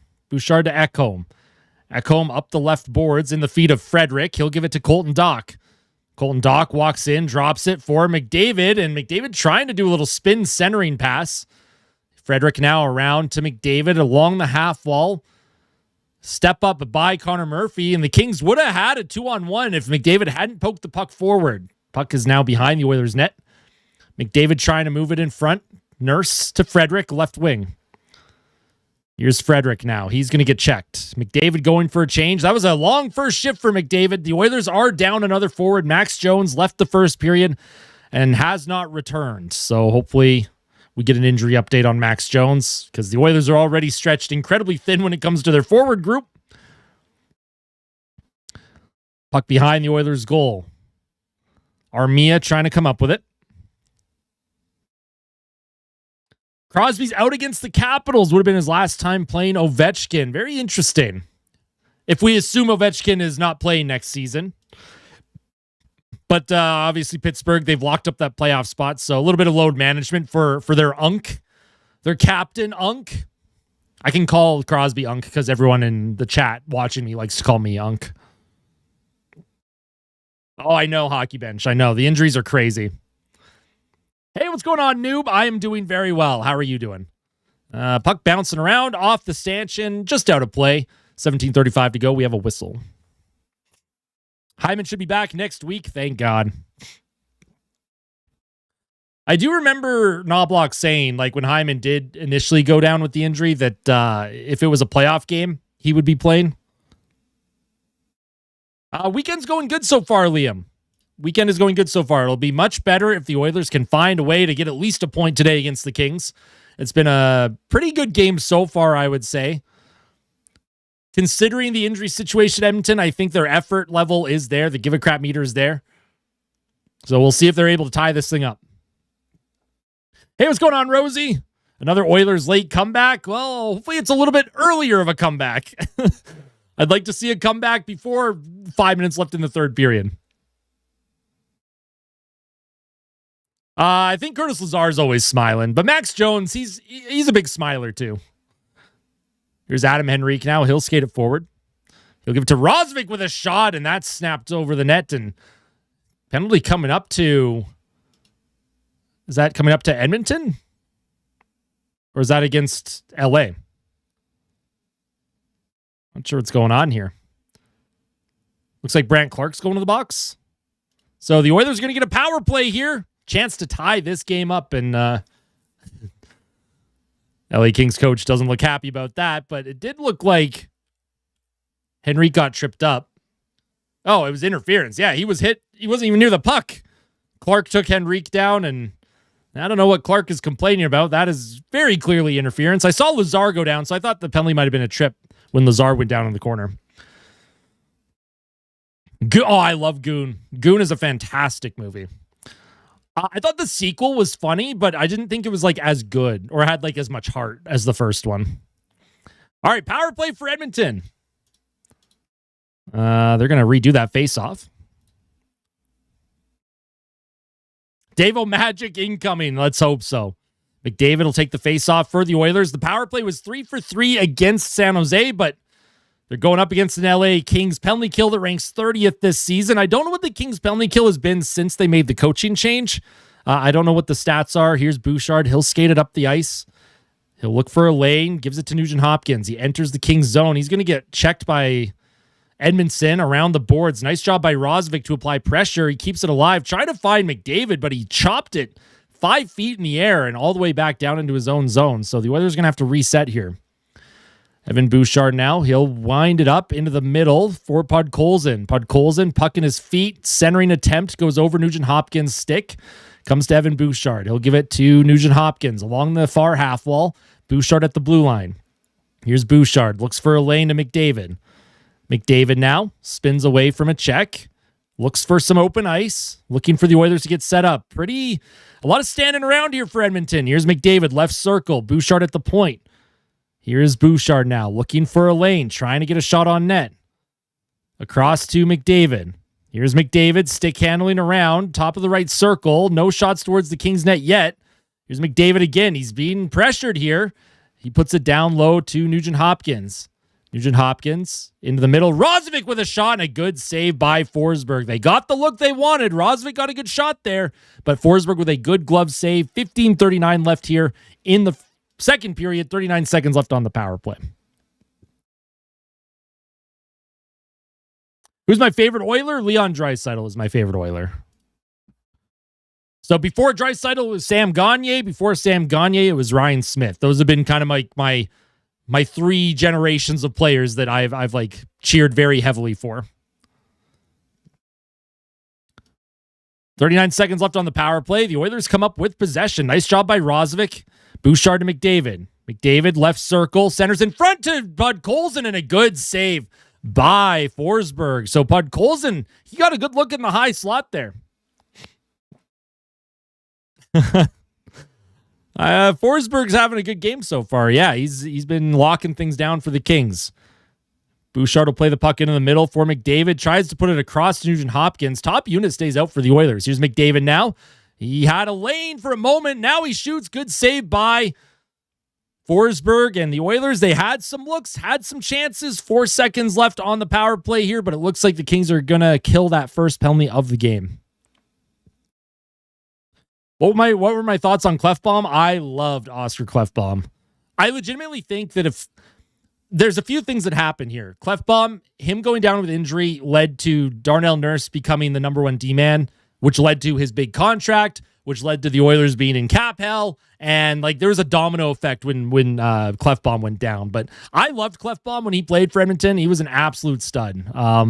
Obviously, health is more important than hockey, so hopefully he's doing okay. Here's Lazar behind the Oilers net, or Savoy, sorry, trying to center it out in front. Adam Henrique on the forecheck, can't come up with it. So the Kings are 1 for 1 on the penalty kill. They did have a few shots on net, which was good to see that they did get a couple of good looks, but Anton Forsberg was up to the task. Here's Drew Doughty for LA across the ice to Kopitar. Here's a shot by Kempe, and that's into the glove of Connor Ingram, and easy save for Ingram. Flash that leather. Jones is out. They just announced he will not be back. That is incredibly unfortunate. I hope so, Hockey Talk. The Oilers just need 1 point, right? See if you can just get this game to overtime, you clinch, and then just load manage the rest of the season for the rest of the top guns. There's so many injuries, dude. And as a Jays fan, they announced that George Springer has a broken left big toe, and he was pulled out of the game today. So even the Jays are dealing with injuries. Kirk, Barger, Springer, so many injuries right now to the Blue Jays, just like the Oilers. My teams are cursed right now. Teams are cursed. I'd rather see Winnipeg in the playoffs over LA. I know, dude. I know. That's what a few people were saying. No, we don't know if Jones is out for the playoffs. He's just out the rest of this game. They just announced that Max Jones won't return to this game. We don't know what the injury is to Max Jones, though. I mean, there's lots of time, Liam. He might get one before the end of this one. Lots of hockey left in this game. Puck behind the Oilers' net. Ingram came out to play it. There was a bit of miscommunication, but Scott Lawton will bring that out of the Kings zone. Lawton, of course, was acquired from Toronto at the trade deadline. Puck was sent in the Oilers zone. That looked like it went out of play or offside. I'm not quite sure. There is a commercial break, though.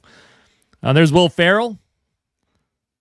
Will Ferrell and Steve Carell at the Kings game tonight, or today, this afternoon. They're having a chuckle at something.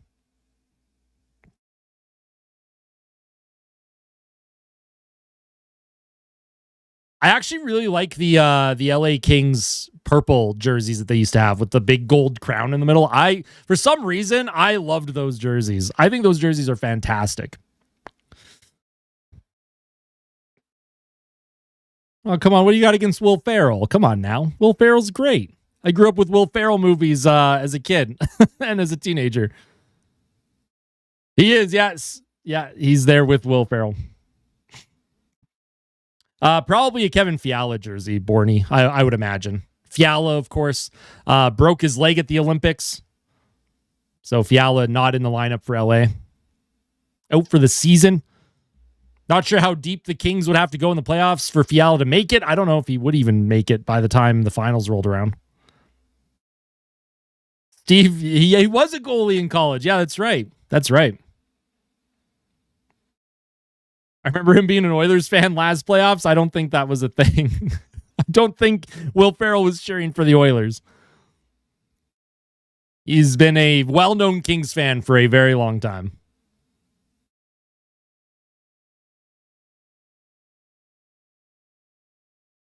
Yeah, it depends where they're at, Liam. Depends what the standings could look like, who they might play in round one. But I imagine the Oilers will probably rest quite a few guys for that Vancouver game next Thursday.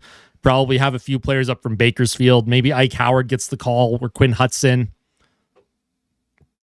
How are the Oilers playing so far? I think they've played a decent game. Obviously, they're stretched thin when it comes to the forward group, but look at Paul Coffey showing off his cup ring here. Holy smokes. Look how shiny that is.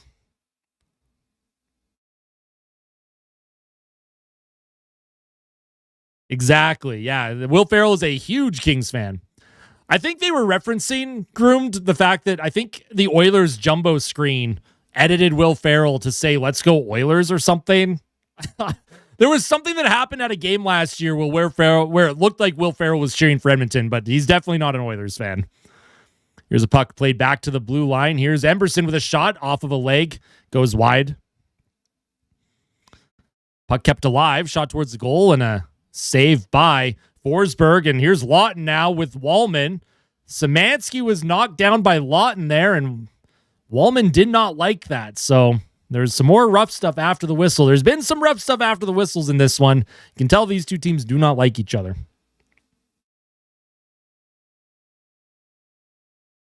You have an Oilers robe on right now. Very nice. Yeah, Franklin, dude. Hi, Franklin. Say hi to everyone. He's like, leave me alone. He does not want me to bother him. What a hit by Lawton on Josh Szymanski. That's a big hit. It was away from the puck. Could consider it late. But Szymanski, I think, is okay, though.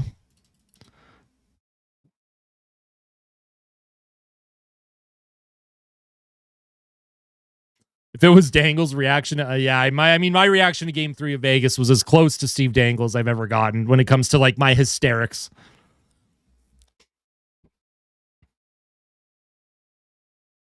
Yeah, Lawton, he brings an element that I think would benefit the Oilers.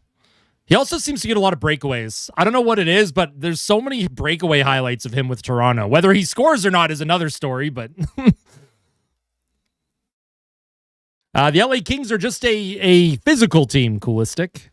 I'd say they've been playing... this feels like playoff hockey. Once the playoffs start, things get a lot more rough than what we've seen in the regular season so far. There's a face-off win by Nugent Hopkins, sent in behind the Kings net. Rozovic fights for it against Dumoulin. Dumoulin skates it out of trouble. He'll backhand it up the middle. Nice job by Nurse to keep that play alive, but that's going to be offside on the Oilers. Yes, exactly, the slap shot. Where do I get that NHL scoreboard in the back? That is it's called a Divum Pixel. I got it off Amazon, and then you can just program it to have some, sometimes I have my YouTube stats on it. Right now, it's just NHL scores so people can see what's going on in the out-of-town scoreboard. It's a Divum Pixel. You can, look it up on Amazon, and it was like $100 or something. I don't remember.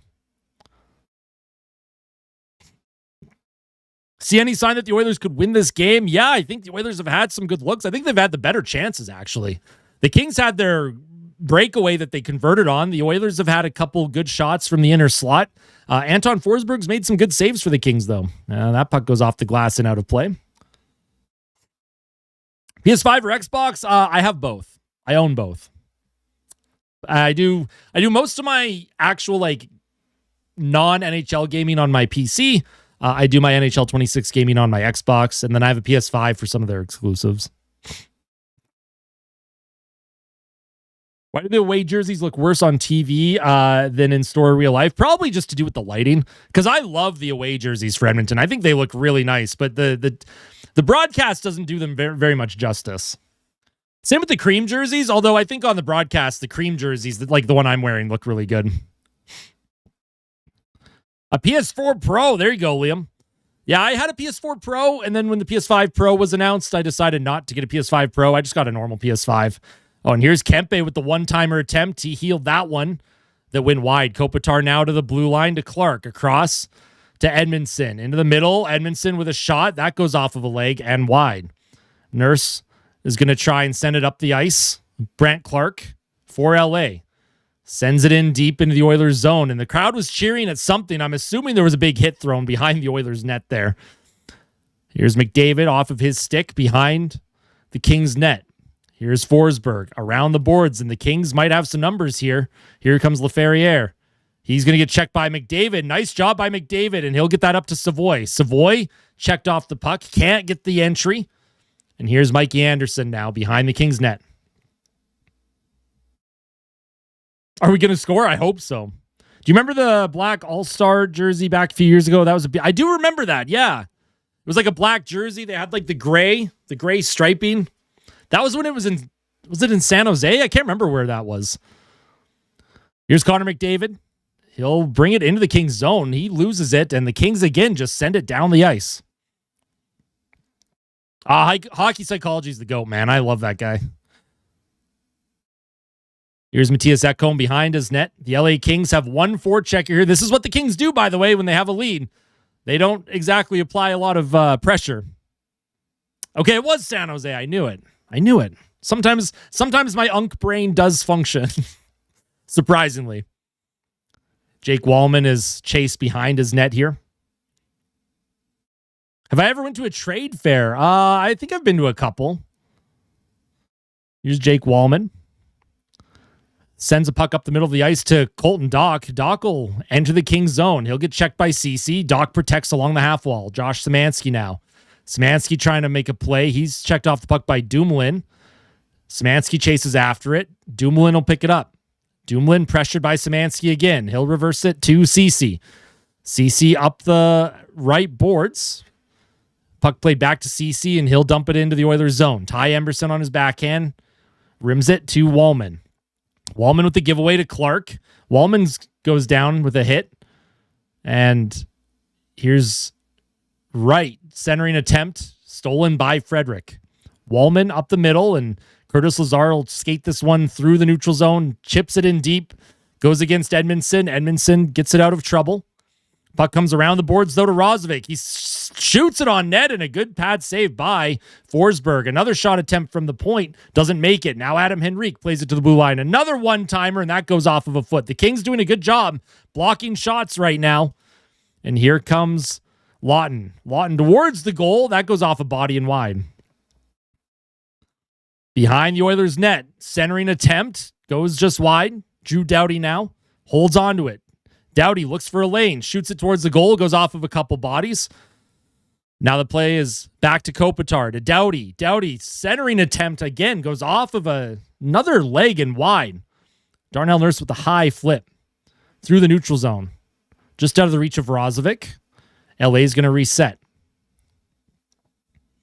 I don't think I've ever been to Nipawin, Saskatchewan. Here's Nugent Hopkins. He'll play it to Kapanen. Nugent Hopkins along the glass, and the Kings are going to skate this out of trouble here. Kapanen does a good job applying pressure, but the Kings do get the breakout. Here's Kempe, shot attempt blocked in front. Kopitar trying to center it. It doesn't make it. And here's Connor McDavid. He's trying to chip it by Panarin with the giveaway. Panarin tried to center it. Here's Bouchard now to Connor McDavid through the neutral zone. McDavid skates in. He'll give it to Ekholm. Ekholm with a shot, and that goes off a stick and high and out of play. The Kings doing a great job defending right now. The Oilers aren't really able to attack the inside lanes at the moment. Hey, I appreciate that, Banana. We need me in for Jones.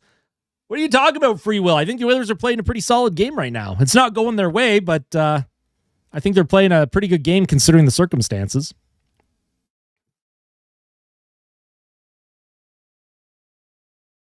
I think the urgency's there. I don't know what you guys are, honestly, like, I don't mean this in like a condescending way. I'm genuinely curious what you're watching right now, because I see a team that is they're trying to get it on the forecheck. They've had better chances than the Kings. They just haven't been able to beat Forsberg yet. You left on a podcast on SDPN that they should get me to collab with you guys. Hey, that'd be interesting. That'd be interesting. As far as I know, the SDPN guys, they kind of kind of do things themselves. They don't really collaborate with a lot of people unless it's like within their sphere, within their network, right? Been gone since the first period. How's it looking? I think the Kings have one shot this period. So the Oilers are defending very well. They're just unable to generate offense. They had a power play, had 3 shots on it, 3 good saves from Forsberg.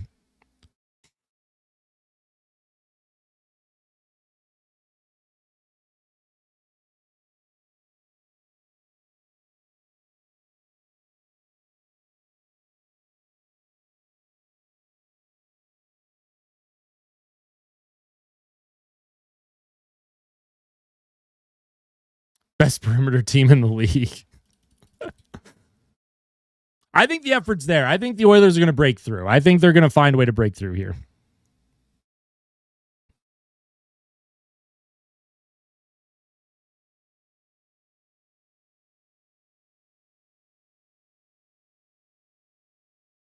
Through the power of teamwork, D's Maniacs, through the power of teamwork.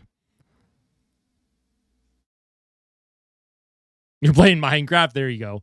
Minecraft's probably a little bit more entertaining. The Kings defend well, right? Like that's something that they have done all season long.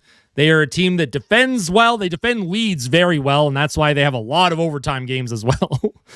Bouchard into the middle of the ice goes off of Savoy's stick, and the Kings are going to skate this up the ice. They bring it into the Oilers zone. I was going to say that looked offside to me. Light goal. I think the light goal was 100. But if we've already hit 100, then let's make it 150. If you haven't hit the like button on the stream yet, hit that like button. Let's see if the Oilers can get a goal here before the end of the second period.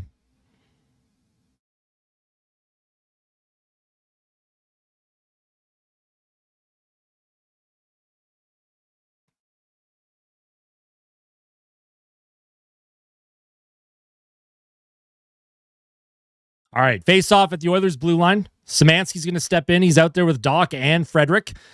And this line for Edmonton, Doc, Szymanski, and Frederick have done a pretty good job in terms of forecheck. They've had a couple of chances. Colton Doc specifically has had a couple of good looks. So see if they're able to generate something here on the ice together. Here's Josh Szymanski. He loses that puck into the middle of the ice. Here's Colton Doc now. Doc sends that puck in. Trent Frederick will chase after it against Ceci. Ceci off the boards here. Frederick does a good job applying pressure. Ceci up the right side. Along the half wall, Evan Bouchard holds on to it. He'll play it up the left wing. Connor McDavid trying to grab it on his backhand. McDavid into the middle. Here comes Bouchard. He spins from a check. Bouchard looks for a lane, gives it to McDavid. Shot towards the goal, goes wide. And here's Podkolzin with a shot, and that goes high and over the net. Matthias Ekholm sends the puck in behind the Kings' net. Podkolzin fights for it, along with Savoy. You have Byfield in there, and Cody Ceci. So there's the puck. It's stuck a lot in the corner there. McDavid coming in to help out now. There are 6 bodies trying to come up with it. The puck is just being held along the boards. They're not blowing the whistle here. Savoy can't grab it. McDavid trying to come up with it. It's still in the feet of Ceci. They are just, that's giving me PTSD. Game 7 against Florida, where the puck was in the corner for the final 30 seconds of that game when the Edmonton Oilers were trying to push to tie it up late. That was horrifying, man. Here's a nice outlet pass. Connor McDavid left circle, spins away from a check. He'll send it across. That's going to be offside. Murphy could not keep it alive.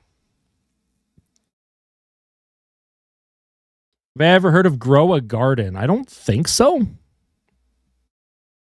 Don't remind. My bad. I didn't mean to do that.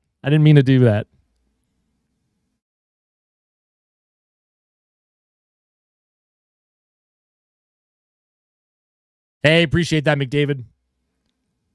In LA, but not at the game. Go Oilers. Hey, appreciate that, Visual Cortex. Welcome back, my friend. Hopefully you're doing well.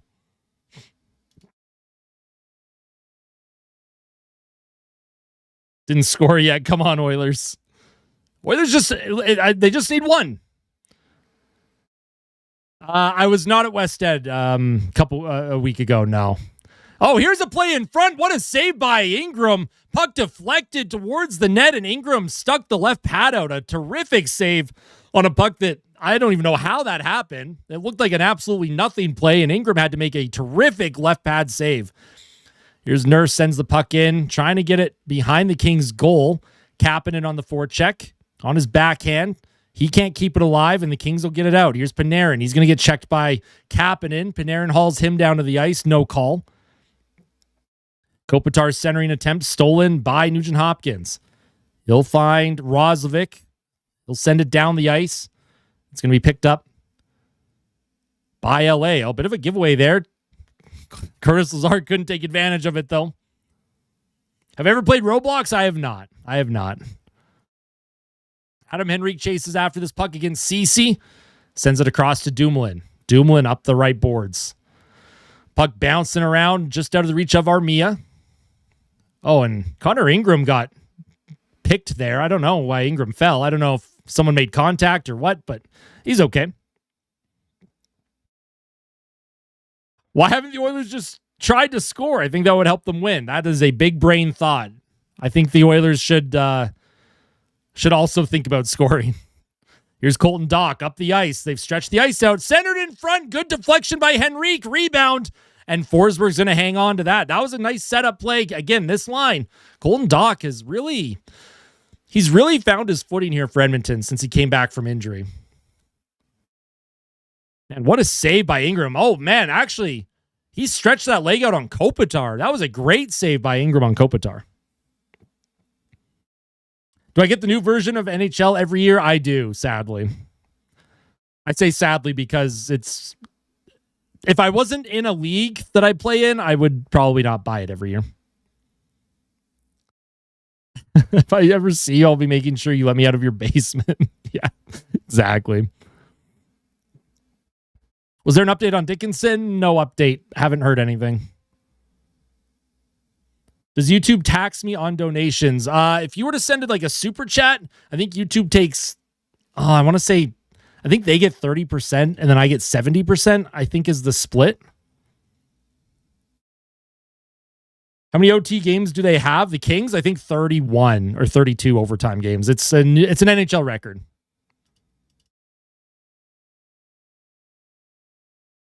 I agree, Serge. I agree. It's not the most entertaining game, Brett. That's for sure.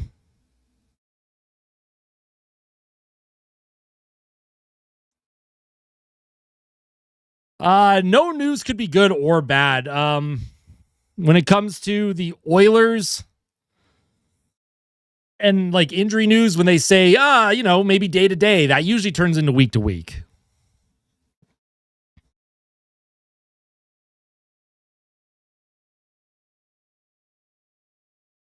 Yeah, I think that's the split.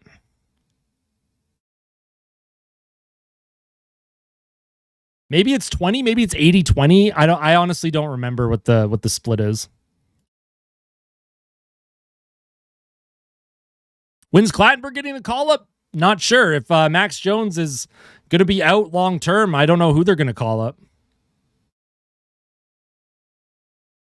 I mean, I'm sure Knobloch probably has an idea. Knobloch, though, he's never going to let people know what's going on because you don't want, like, if he does come back for the playoffs, even if he's not 100%, you don't want the opposing team to target anything, right?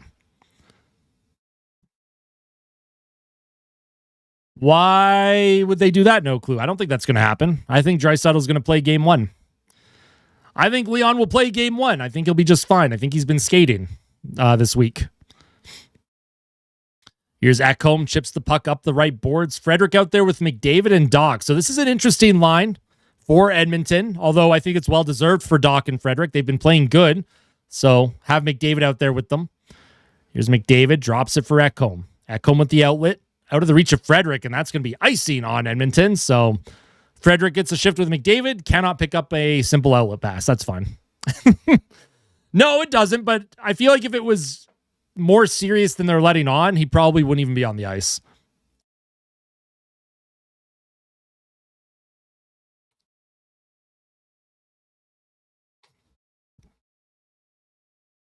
So defensive zone face-off for the Oilers.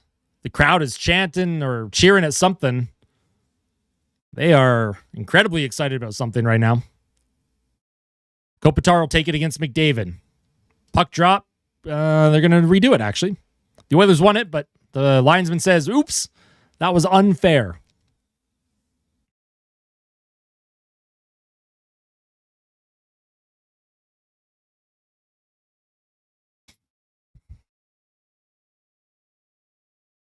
I hope your feeling is wrong, No Clue. I mean, we won't know until we know, right? I won't be stressed about it until they announce something. But hopefully he'll be good for game one. Here's Doc to McDavid. McDavid, backhand towards the goal. That goes wide of the net. And Colton Doc takes down someone in front of the LA Kings net. The Kings are going to skate it forward. Here's Panarin with a hard rim behind the Oilers' goal. Nice job by Ingram to cut off that cycle. Ingram off the glass, trying to find Doc into the neutral zone. Sent in deep once again, and the Oilers are going to reset with the puck.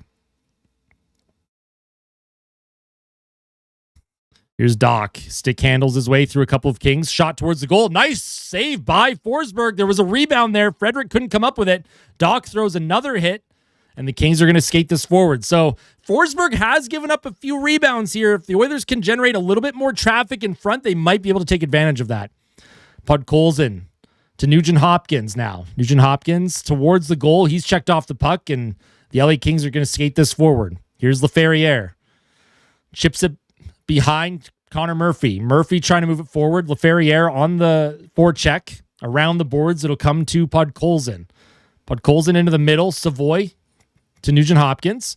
Nugent Hopkins plays it back to Podkolzin. He's trying to stick handle through a few Kings. Nice job by Podkolzin to get that in deep.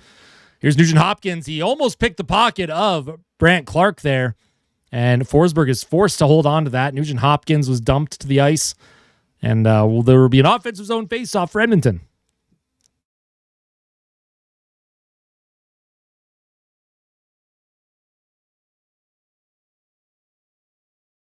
Yeah, Colton Doc and Trent Frederick have been the best players for Edmonton tonight, I think.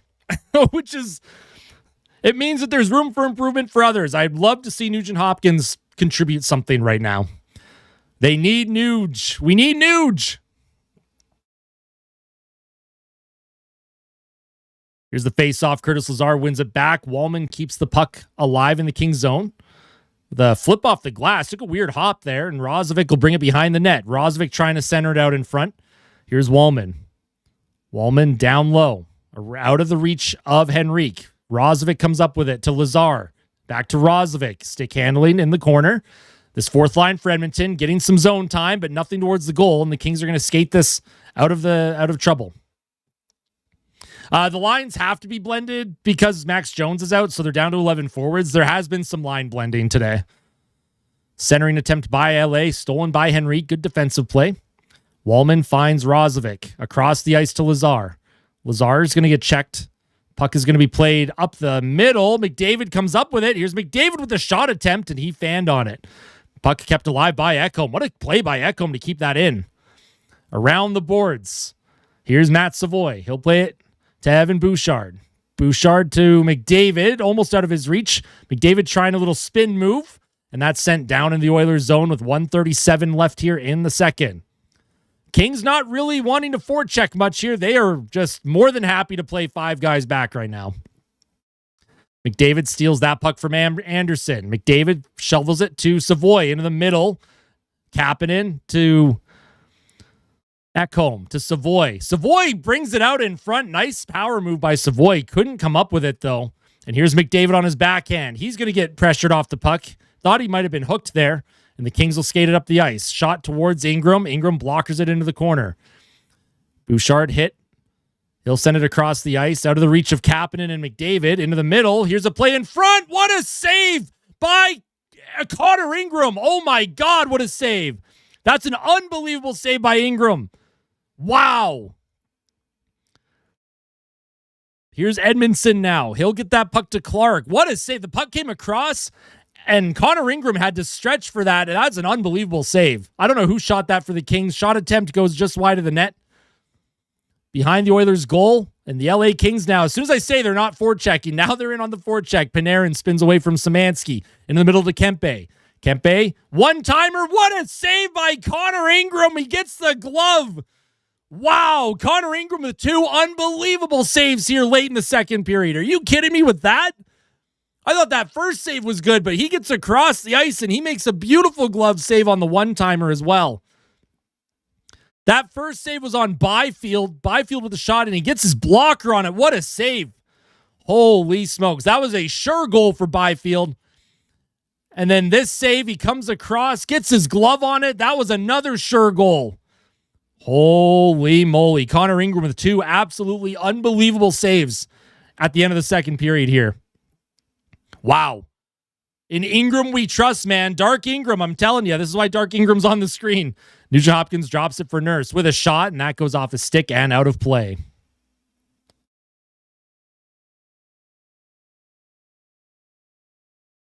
Ingram is dialed in, man. Connor Ingram has made some crazy saves here in this one. He's had to make a cut. Like, he had that left pad save earlier in the period. Comes across with the blocker. Comes across with the glove. I mean, if that doesn't inspire this team, I don't know what will. He will be, Liam. As long as Ingram is healthy, he is the starter. Here's McDavid, wins the faceoff back to Wallman. Wallman across to Bouchard. Bouchard sends it down low behind the Kings net. Poked forward by McDavid. McDavid trying to bring it out in front. Puck in his feet, trying to put it off of... I think he was going off the shoulder of Forsberg. Is there some stuff after the whistle again here? I don't know what Roslovic's complaining about, but second intermission here. No goal scoring in that period. It is still a 1-0 Kings lead. We'll take a look at the box stats for Edmonton. And then we'll take a look at the advanced stats. I think the Kings probably had some... I would imagine those two saves by Ingram were probably of the high danger variety. That's a wild question, Z Stinker. I don't know how to answer that. All right, let's take a look at the box stats here. The Oilers, Connor McDavid leads forwards, time on ice 15-18. Roslovic 12:56, Nuge 11:29. Szymanski's only played 6:46. Doc has played 9:02. I'd like to see Szymanski with a little bit more ice time here. I don't think Szymanski's played poorly by any stretch, and the fact that Max Jones is injured, I don't know why you're not playing guys a little bit more. Not sure what that's all about. Kapanen's played 10:43. Kapanen's had a quiet game too. I'd like to see Kapanen assert himself a little bit. Savoy's only played 10 minutes and 11 seconds, so it'll be interesting to see how they roll their lines in the third period. When it comes to the defense, Evan Bouchard, 16:46 time on ice. Ty Emberson, 8:49. So Wallman and Emberson, they are the third pair. They get played like a third pair. And Connor Ingram has made 14 saves on 15 shots, a .933 save percentage. Hits in the game, 23-22 Kings. So again, they're both on pace for over 30 hits in this one. That would be probably one of the most physical games Edmonton has played all season. Face-off percentages in the Kings' favor. Power play, the Oilers are 0 for 1. Block shots 15-10 LA, giveaways 12-6 Edmonton, takeaways 5-3 Oilers.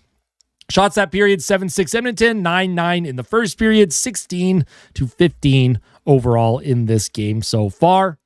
And if we take a look at the advanced stats, it is slightly in the Kings' favor. Those couple of chances there that Ingram made the saves on, you can see the Kings 1, 2, 3 good looks near the end, but this has been a pretty evenly played game. In all situations, the expected goals 1.09 to 0.96. So both teams defending very, very well. Not an exciting game if you want a lot of chances here. When it comes to the expected goals in this one, Emberson, Wallman lead the way for Edmonton. McDavid, Ekholm, Doc, Roslovic, Henrique, Bouchard, all around that 60% range. Podkolzin and Szymanski, Savoy at 50%. Then you have Frederick, Murphy, Kapanen. We need more from Nuge, man. Just straight up. You need more from Nugent Hopkins right now. There's too many forwards injured for him to not be a contributor on offense. So need more from Nugent Hopkins. Connor Ingram sitting at 0.09 goals saved above expected. I would imagine those last couple of chances for the Kings probably should have been seen as a little bit more high danger than that. But I don't make up the rules. I don't make up the calculations.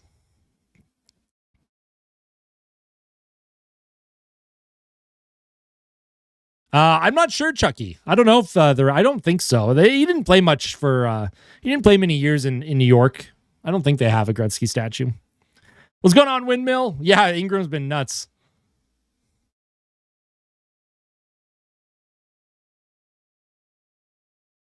Hey, that's fair, Borny. Hey, if you want to crash, you can crash. You see Mochi. There is a Mochi. Hi, Moch. Yeah, she's up in the window. You can kind of see her tail there. See if we can get a good look at her. Mochi. Yeah, she's ignoring me. She's ignoring us. She's ignoring us, chat. That's okay. That's okay. We got Franklin hanging out. We got Frank the Tank with us, so. What's going on, Roberto? And yes, like the stream, absolutely. Surge with the 279. Let's crowdsource fun NHL 27 for Austin. Thank you. Thank you. I don't think the game will come out until late September usually, or early October. Do you think they're going to trade Nurse when his full no move becomes a modified? He has 1 year left, actually. So, like, I guess it would be like summer 2027, right? I don't know. They might trade him this summer. Who knows what happens? What happened to Max Jones? Got injured in the first period, was told he wasn't coming back.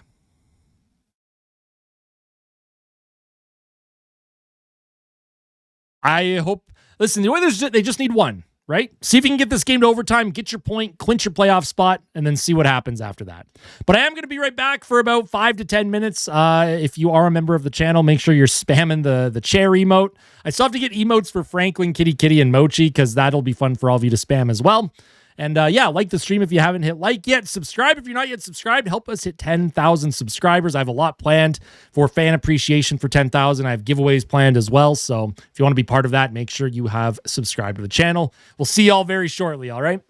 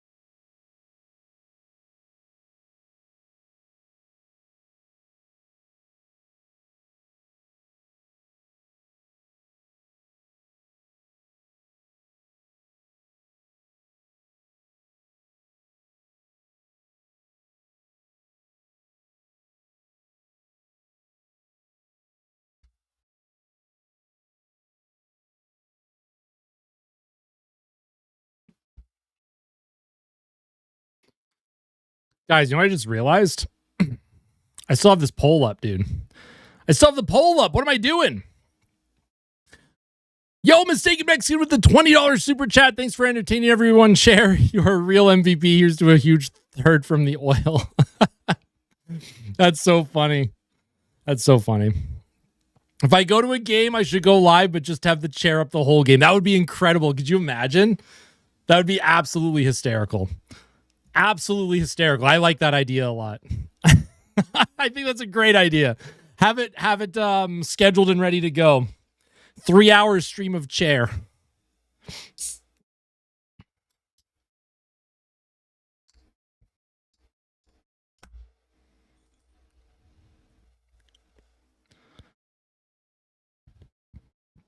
Could you imagine if I tried to bring this thing into Rogers Place? Oh my God, the chaos. Security would be like, what is wrong with you? We're not letting you in with that. That'd be so funny. I could go to the Moss Pit, I guess. I could go to the Moss Pit with it.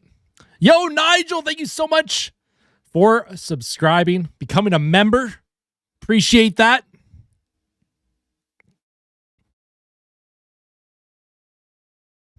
Been a good month. I love it. Thank you so much.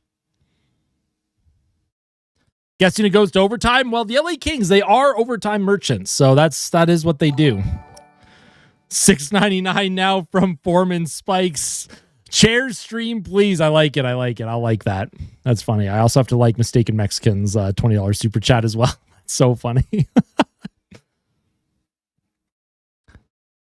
A chair stream with me in the intermission just to let the chair get some rest. You guys are so funny.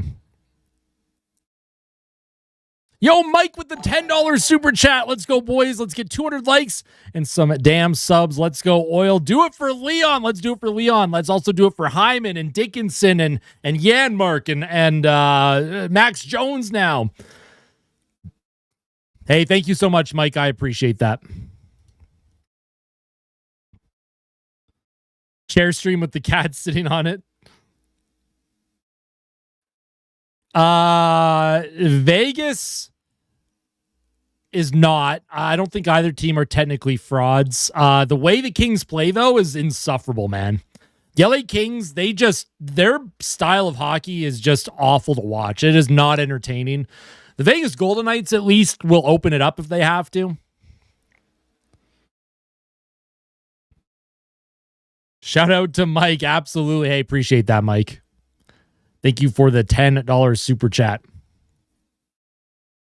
You're all very kind. I truly do appreciate it. I appreciate all of you every single day.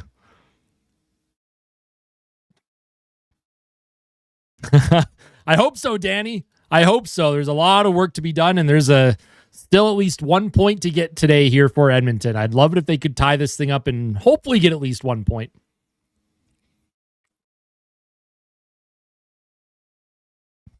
As the third period is about to begin.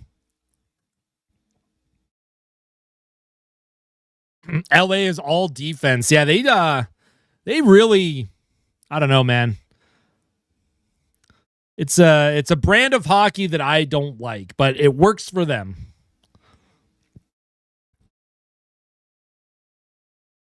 That's also what I've heard too, Somu. I've also heard that.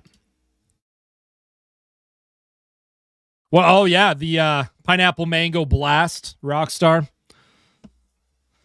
I shouldn't have a second energy drink today, but I cracked one open because why not?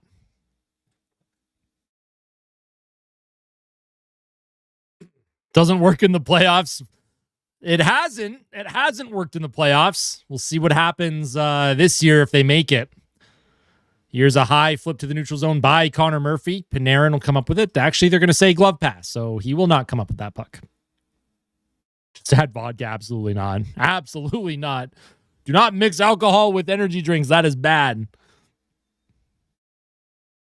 Who's the most fraudulent player or team? See, I won't say who I think because I don't like to use that terminology. I feel like it results in bad luck for the Oilers. The hockey gods punish me if I express opinions like that. They punish the team.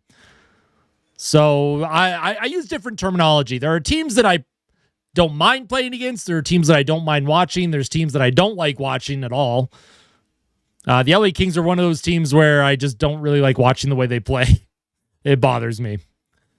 Here's Szymanski. He's getting hooked off that puck. Colton Dach can't come up with it. And Doc's having a conversation now with Kempe, telling him to go back to the bench, bro. Yeah, energy drinks are terrible for you, by the way. Obviously, everything in moderation. Here's Ekholm. Takes down Byfield. Ekholm does a good job again to get that puck up the right boards. Pass up the ice by Bouchard to Savoy. Savoy across to Kapanen. Kapanen with the hard rim. Matt Savoy will come up with it. Savoy around the boards again. Kapanen can't come up with it. Off the toe of his stick. Nice forecheck here. Here's Savoy on his forehand. Savoy with the shot, and that goes just over the net. And the Oilers' top line of Kapanen, Savoy, McDavid getting in on the forecheck. Here's Bouchard into the middle. Kapanen spins away from a check, trying to find McDavid. Puck down low behind the Kings net. Matt Savoy chasing after the puck. Bouchard loses his stick. Kapanen keeps the play alive. Comes to Savoy. Savoy trying to stick handle into the middle. Nice job by Savoy. Had possession. Kings do chop it out of trouble, though. Wait, why are we getting mad at Knobloch? I don't think Knobloch did anything wrong today.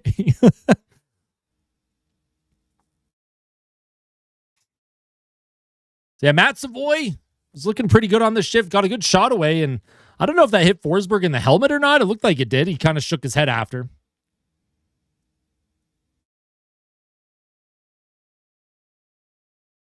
Defensive zone face-off, and McDavid shattered the stick of Kopitar off the face-off.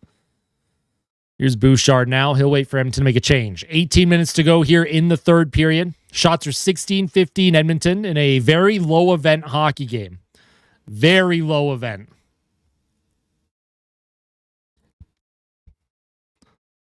Here's Clark against Rosvik. Nugent-Hopkins can't come up with the puck. And I don't know what that was. Nugent-Hopkins with such a lazy play. And here's Kopitar on the breakaway and a great defensive play by Wallman. Wallman with terrific defense. Kopitar had a breakaway there, but Wallman was able to get his stick in and prevent the shot. But I did not like the way Nugent-Hopkins lost the puck on along the wall and just gave up on the play. Don't like what I'm watching from Nugent-Hopkins right now. He better be hurt for this to be even remotely acceptable, what I just saw there. That's just horrible. Here's Laferriere. Or Lawton, sorry. Lawton with the high flip behind the Oilers' net. Nurse gives it away. Kept alive for a moment. Kings send it to their own blue line, and they're going to reset. Puck sent in deep by Lawton. Murphy to Nurse. Nurse up the half wall. Henry can't come up with it. Here comes Darnell Nurse with the rush into the Kings zone. Frederick on his forehand. He'll have it stolen by Armia, and the Kings are going to skate this up now. Another flip in deep by Wright. Adam Henrique behind his goal. Finds Lazar. Murphy to Frederick. Frederick across the ice to Nurse. Edmonton's making a change up the left wing. Deflected in deep by Henrique. Behind the Kings net is Forsberg.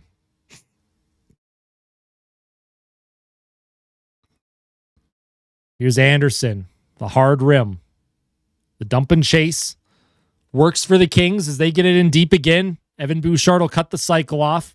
He'll play it into the neutral zone. Puck bouncing around off McDavid's stick, so he'll play it across to Ekholm.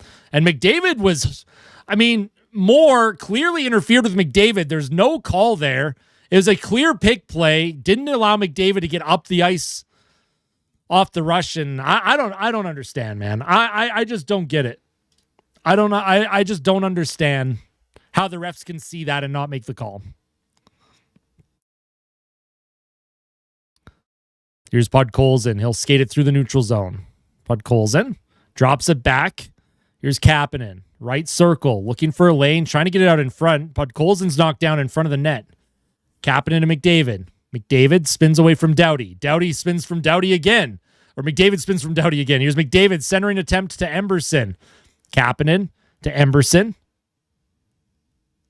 Podkolzin trying to get it back to the point. Laferriere knocks Emberson down, and the Oilers are going to get back on defense. We're 5 minutes into the third period, and neither team has a shot on goal this period so far. Anderson with a hard rim. Another dump and chase for the Kings. And Wallman shoves, I don't know, Joseph into the boards. Wallman's lucky he didn't get called for boarding, man. Wallman is very lucky they didn't call him for boarding. Here's Wallman. He shakes off a couple of checks. Emberson just trying to flip it up the ice. The Oilers having trouble getting out of their zone now. Wallman gives it to Doc.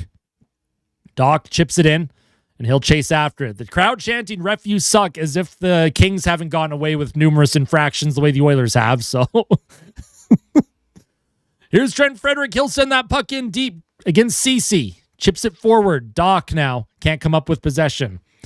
Frederick and Doc in, trying to come up with it. It's along the boards. Dumoulin holds on to it. Edmonton trying to center it out in front. And where is it? The puck is still loose. Forsberg might have made one save. It's still hanging out around the blue paint, and they are going to blow the play dead. I don't know if the Oilers actually got a shot on net, but Forsberg was there. He was up to the task.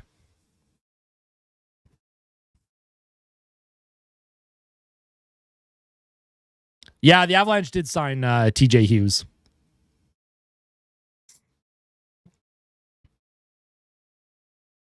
The effort is there for Edmonton. The problem is it's just the way the Kings play, right? It looks like the Oilers can't get anything going because they can't. I think Edmonton's effort's been strong. Again, we have to remember they are missing Hyman, Draisaitl, Dickinson, Jones. They're missing a lot of players. So offense is tough to come by when you're missing a 50-goal scorer in Draisaitl, 50-goal scorer in Hyman. Here's McDavid off the face-off, can't come up with possession. And it's sent back down the ice past Bouchard, not icing though. Here's Ekholm. He'll wait behind his net for the Oilers to reset. Rozovic with a bad giveaway. That's a turnover by Rozovic. Can't have that happen. Shot towards the Oilers' goal, and that's an easy save for Ingram. Now Laferriere getting into it with Ekholm, and Ekholm doesn't like that. But Jack Rozovic, he started the game on the fourth line, and turnovers like that will keep you on the fourth line.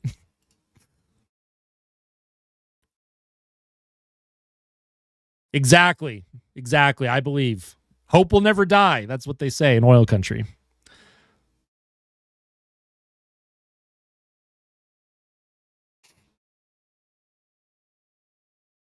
Yeah, this has been a tough one for Edmonton. The Kings are defending well. Forsberg's been up to the task.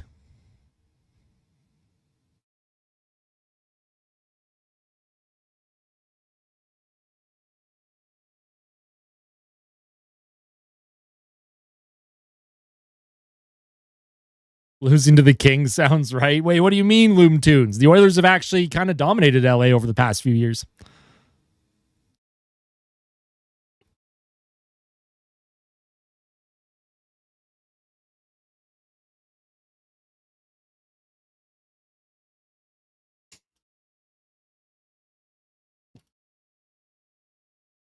Fair. Yeah, that's true.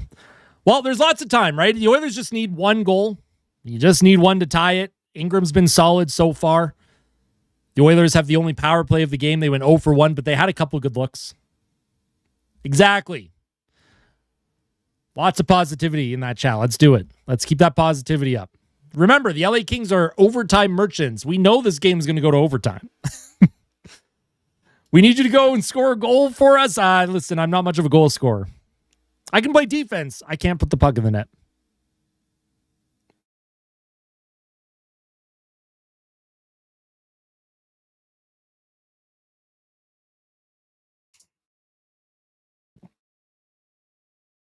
Austin Bouchard 2.0. No, absolutely not. Exactly. Just got to get to overtime. Was that 19 overtime losses this season for the Kings? 20 regulation wins?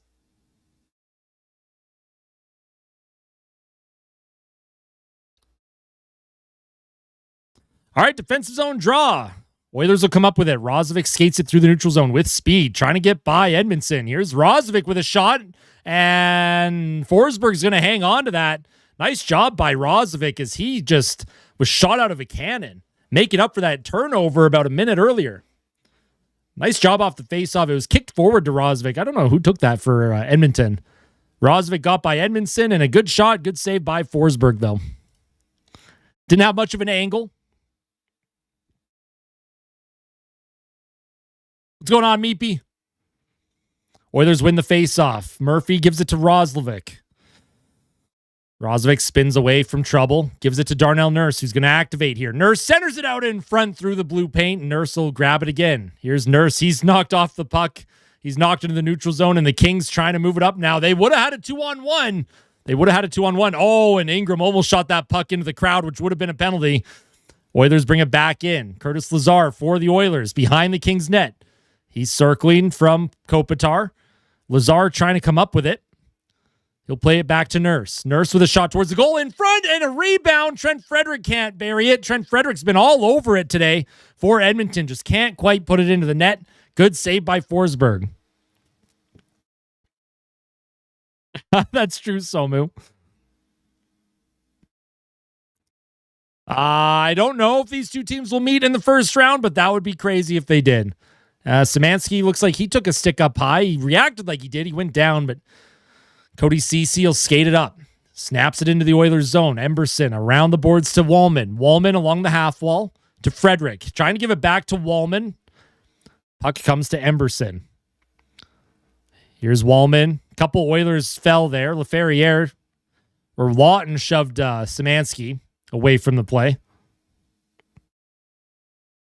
I'm sick of seeing them. I think a lot of fans are. Puck reverse to Bouchard. He'll skate it out of his own zone, plays it up the left side, and Byfield deflects that out of play. Otherwise, McDavid would have had probably a lane there to at least bring it into the King zone.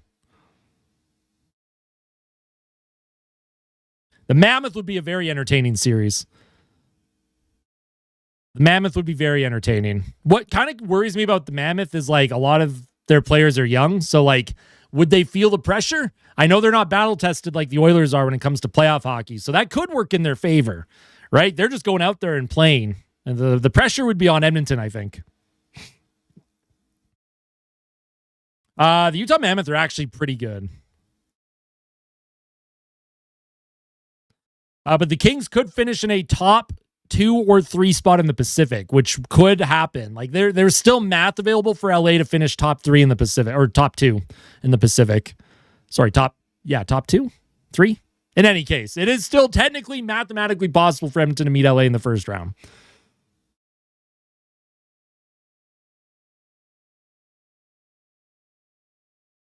Edmonton moving this puck up the ice. Here's McDavid with a ton of speed, trying to play it back to the defense off the stick of Armia.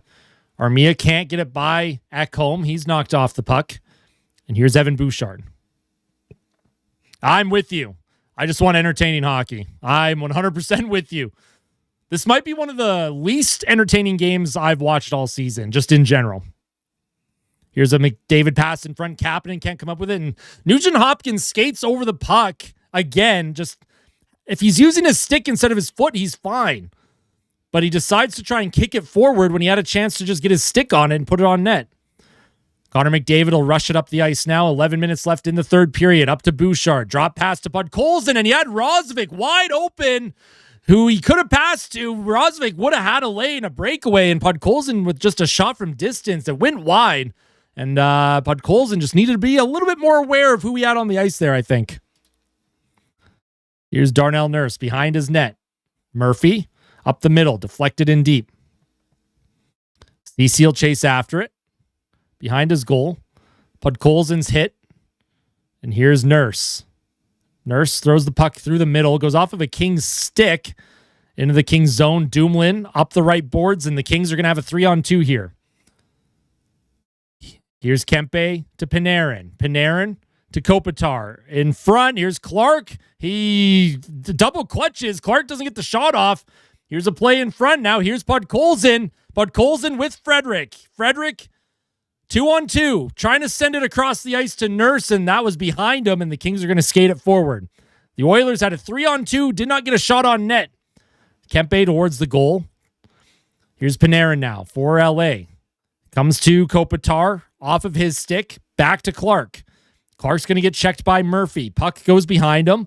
Murphy throws Clark to the ice. And here's Ward now. Ward behind the Oilers net. Stolen by Nurse. Up the middle, trying to find Frederick. The Kings keep it alive, though. And that's sent in deep. Up the left boards, neutral zone. LA will send it back in deep. Connor Murphy on his backhand. He's forced. He takes a hard hit. The Oilers protect the puck, and they'll skate it forward. Here's Colton Dock now. Dock left circle with a shot, and that goes high and over the net. In fact, that puck went over the net so much that it rolled back into the Oilers' zone. Kapanen brings it back in, though. Kapanen getting checked by Anderson. Moore can't get it by Bouchard. Kapanen protects along the wall. Kings with just a low flip into the Oilers' zone. Here's McDavid to Wallman. Wallman going to skate it through the neutral zone. The Kings playing 4 guys back here. Here's Wallman. Shot attempt by Lazar. Pretty weak shot there by Lazar. And an easy save for Forsberg. And here's McDavid waiting for the tag up. Here's McDavid. He stops up. Bouchard with the shot and a good save by Forsberg, who, there was no traffic in front, so he was able to see that all the way. As we'll have another commercial break here in the third period. 8:24 to play in the third.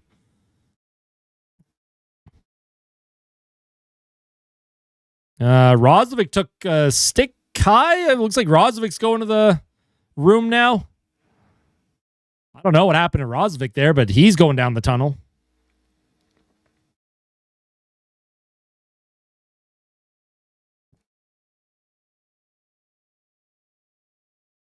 So lots of time for the Oilers they just need one. They just need the one. See if they can just get one here late.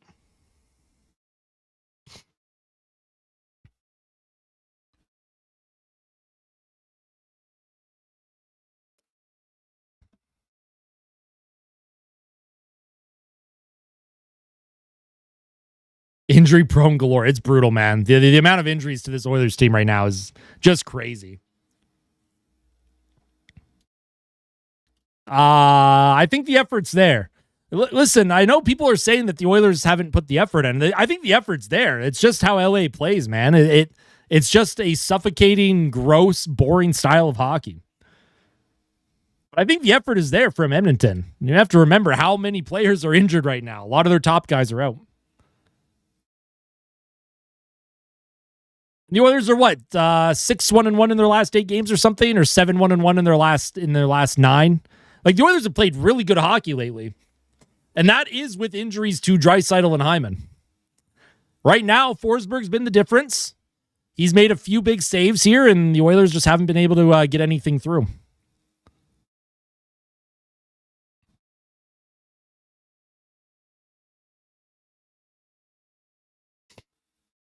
If we don't win today, what happens in terms of playoffs?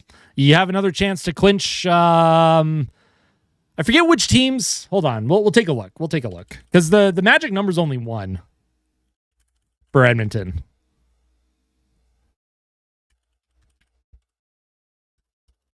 Here, I'll open up the browser on the next whistle and show everyone what how the Oilers could clinch. Here's a centering attempt in front. What a save by Forsberg on Savoy. Wow, point blank. And great save. Bouchard across the ice into the middle. Here's another shot by Savoy. And Savoy just cannot beat Forsberg right now. The Kings will send that down the ice, and that's going to be icing.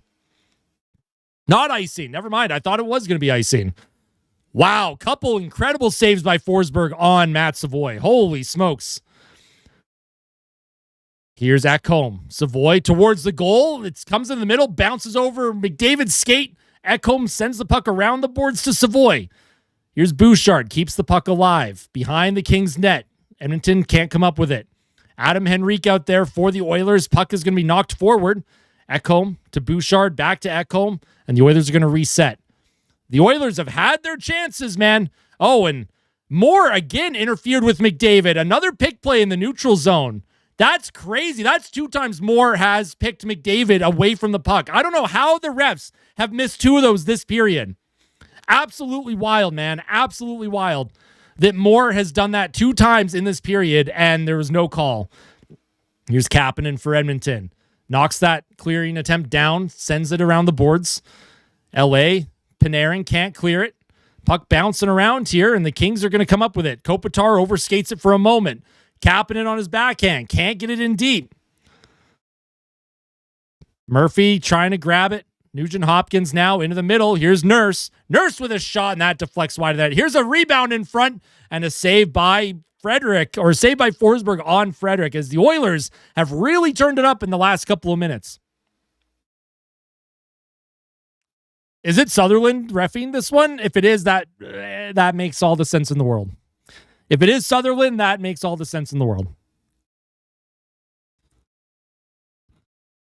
It's one thing to box a guy out, but that is two, very obvious interference pick plays by Moore on McDavid. Moore just obviously takes McDavid out of the play, away from the puck. I don't know how that's not interference. Just wild, man. Absolutely wild to me. Ingram looks good. Ingram looks very solid. He made some incredible saves in the second period. There was two late in the second where he got across, made a great blocker save, and then another cross crease attempt where he got his glove on it. Here's Colton Dawk in on the forecheck with Trent Frederick. The Oilers trying to keep that puck alive. They do for a moment. Nice job by Szymanski. Keeps it alive for a second, but Lawton skates it forward. CC will send it into the Oilers zone. Here's Murphy around the boards. Trent Frederick checked by Dumoulin. Behind the Oilers net, here's Nurse. Up the boards to Doc. Bounces around the neutral zone. 6 minutes left here in the third period. Frederick trying to chip it in deep. He's knocked off the puck. CC will send it across now. And it comes to Dumoulin. Dumoulin with the hard rim. Ekholm to Bouchard. Bouchard up the right wing. Nice job by Savoy to McDavid. McDavid with speed. Look at McDavid trying to cut through, and a good defensive play by Drew Doughty. Savoy keeps that puck alive along the half wall and again keeps it alive with his body. McDavid on the forecheck, and they're going to call McDavid for that. That is ridiculous. Absolutely ridiculous. That is a ridiculous penalty to call on Connor McDavid after the amount of interference that he's dealt with. Sit your ass down, Will Ferrell, you absolute goof. They were appeasing the fans on that one. My goodness, that is just absolutely outrageous that they're going to call that penalty on Connor McDavid after allowing the interference against him numerous times. So they can do that to McDavid, but he can't do that to the Kings. I see where the double fucking standard is here, folks. I see where the double standard is. That is awful. Not only are we subjected to some of the worst hockey that is abysmal and embarrassing for the entire league, the way the LA Kings play, but we're also subjected to the worst officiating in the entire league right now in this hockey game. Absolutely ridiculous. And I don't usually go off on officials like this, but this is embarrassing. This is such a poor look for the league. They should be embarrassed. They should absolutely be embarrassed, man. Just absolutely ridiculous. And anyone that will ever say that Connor McDavid gets favored officiating has no idea what they're talking about. They don't understand the game of hockey, and they don't watch a single second of how the Oilers play.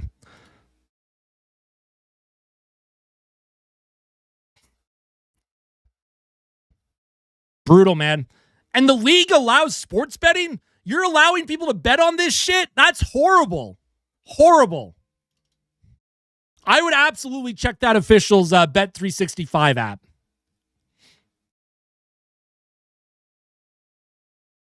I don't mean to get that mad. I don't usually swear in my streams. I don't usually get that intense during games unless it's the playoffs. Those of you who tune in regularly, you'll know I don't usually complain about officiating. Ever. This third period standard is absolutely ridiculous.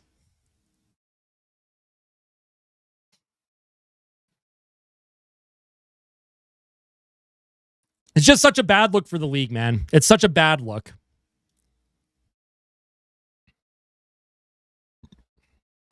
But who knows? Who knows? Maybe they're able to tie. Maybe you get a shorthanded goal.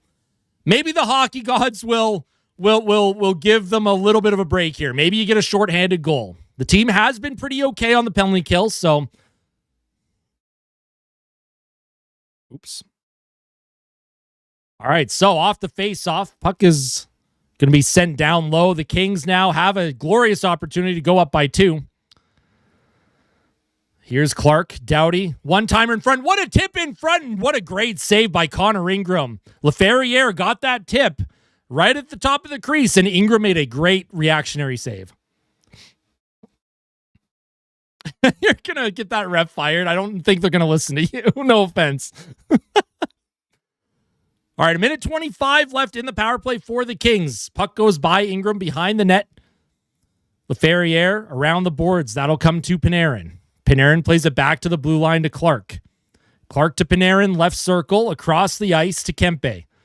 Here's Kempe now, centering in front. Kopitar towards the goal, rebound in front. It's still loose. Puck is still in the blue paint. Where is it? And they are going to finally blow the whistle down, and Ekholm takes a pop to the face.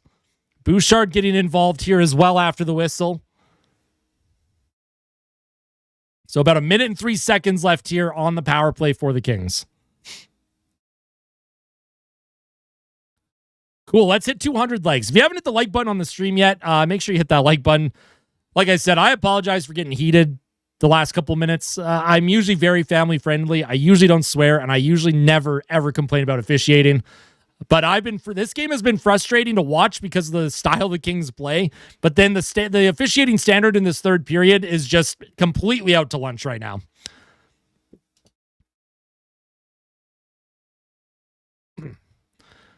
Here's Clark off the faceoff, a one-timer by Panarin, and that goes over the net and goes out of play, actually. So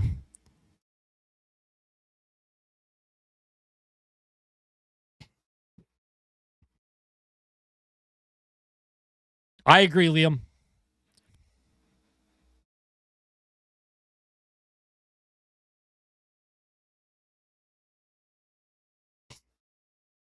I agree, Windmill. Another offensive zone faceoff for Kopitar here against Adam Henrique. The Oilers killing about 55 more seconds. Kopitar's going to get knocked out of the faceoff, so Kempe's going to come in and take it against Henrique now. Here's Clark with a shot towards the Oilers' goal. That goes wide. Kopitar protects along the half wall. Clark, another shot towards the goal, blocked by Darnell Nurse. Panarin down low, finds Laferriere. Panarin left circle. Panarin walks into a lane, shoots, blocked in front. Nice job by Edmonton. And the Oilers are just going to send that down the ice. 34 seconds left on the kill here. 4:03 left in the third period. See if the Oilers can kill the last 30 seconds of this power play for LA. The Oilers have had one power play. The Kings on their first power play of the game. Here's Drew Doughty now. He'll reset in his own zone. Doughty up the right boards here. Then that's going to be taken by Ekholm, sent all the way down the ice, and that will kill the last few seconds. So the Oilers do make the kill here. The Oilers do make the kill, and McDavid is back on the ice. So the Oilers still down by one. Shots are 27-19 Edmonton, 3:25 to play in the third as the Oilers are pressing for just one. They just need one. Puck up the middle of the ice, just out of the reach of, don't know who that was on Edmonton. Nugent Hopkins, maybe? Here's Murphy behind his net. He'll give it to Podkolzin. Podkolzin skates it through the neutral zone with a high flip down the ice in the neutral zone. Here's Anderson up the left boards. Grabbed by Byfield. He'll give it to Moore. Moore skates it into the Oilers zone. Shot by Laferriere and a good save by Connor Ingram. Bouchard up the middle. Here's McDavid. He'll walk in. Challenges against Lawton. Into the middle. Here's Bouchard across the ice to Nugent Hopkins. Doesn't pull the trigger. Here's Bouchard with a shot, and that goes wide of the net. Connor McDavid now. He'll play it back to Bouchard at the point. Bouchard looks for a lane. Shot, and that's blocked. Where is it? Where'd it go? Puck is in the equipment of Laferriere. They didn't know where the puck had gone. So 2:33 to go here in the third.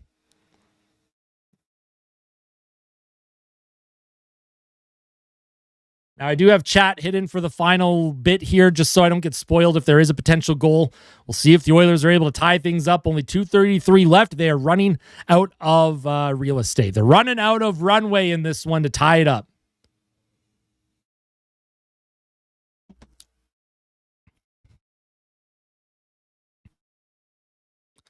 I don't know what's going on here. I don't know what the delay is. If the Oilers have called a timeout. Yeah, the Oilers have called a timeout. Timeout for the Oilers. 2:33 left, so I guess I can still look at chat in the meantime. Hey, what's going on, Nita? How you doing? Just got home. There you go.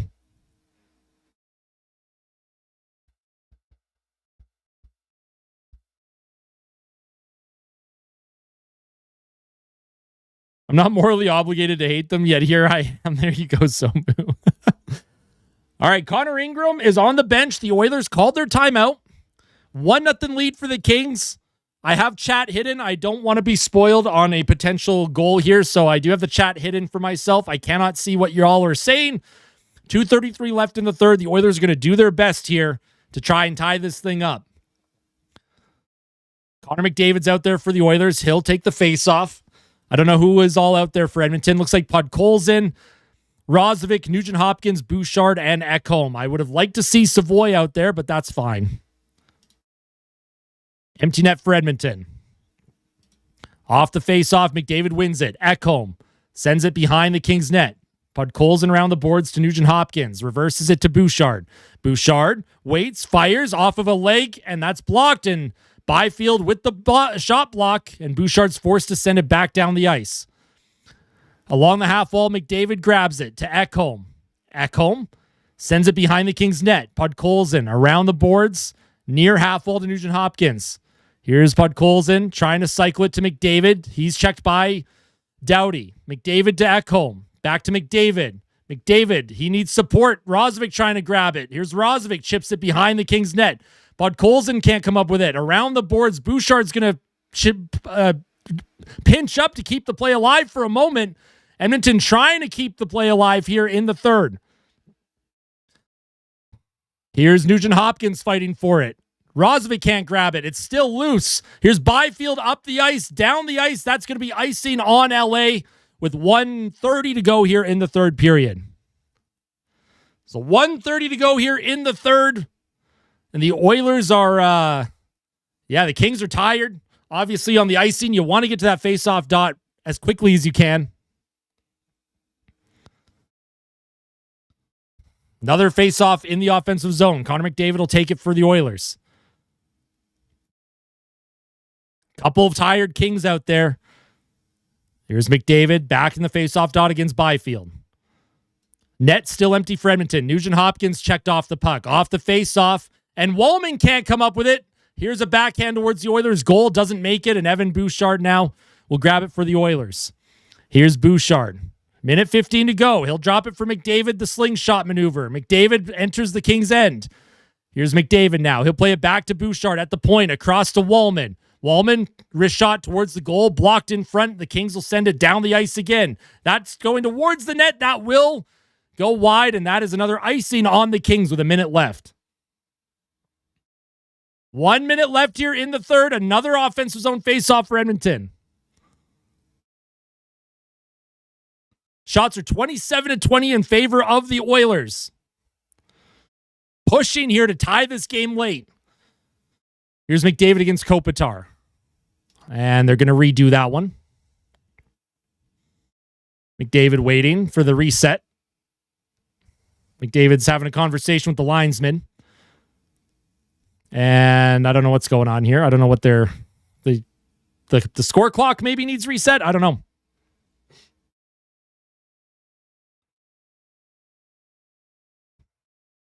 Here's the face-off. McDavid chips it forward. Podkolzin can't come up with it. Bouchard activates. He'll pinch it behind the Kings' net. Centered out in front, and that's out of the reach of Nugent-Hopkins. Nugent-Hopkins, I don't know if he wasn't expecting it or if the pass was too hard, but that puck went under his stick and down the ice. Here comes Ekholm now.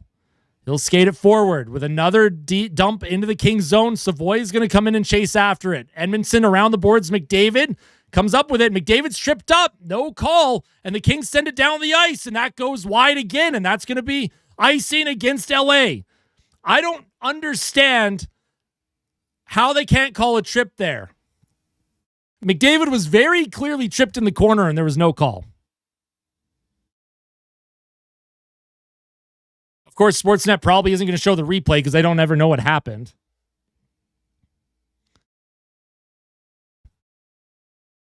And off the face-off, McDavid's going to try and take this one. Off the face-off, LA wins it again. Puck comes across, shot down the ice. It's bouncing around. Another icing on LA. Holy smokes, they were playing with fire with all these icings. So 19 seconds left here in the third.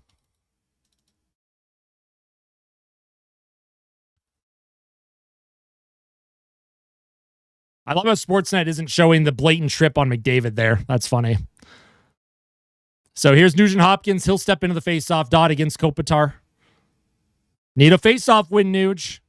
You haven't done much this game. You need a faceoff win. This would be a perfect time to give us one. And I don't know what's happening here. I don't know if they're adding a second onto the clock. I'm not sure what's happening.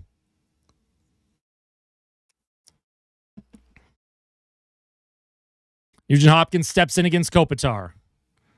Off the face-off, Kings win it. Comes to Edmonton. Edmonton around the boards. Ekholm keeps it alive. Here's McDavid to Bouchard with a shot attempt, and that goes high and out of play. And they took forever to blow the whistle on that. Come on, man. So LA doing a good job blocking lanes. 9.7 seconds left here in the third period. Yeah, McDavid held and hooked again by Edmondson. And yeah, Bouchard's shot attempt goes off of a King. It went out of play. 9.6 seconds to go here in the third.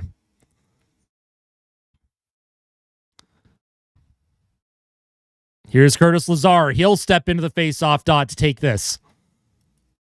Off the face-off, won by Kopitar around the boards. Nugent-Hopkins can't come up with it. 4 seconds left.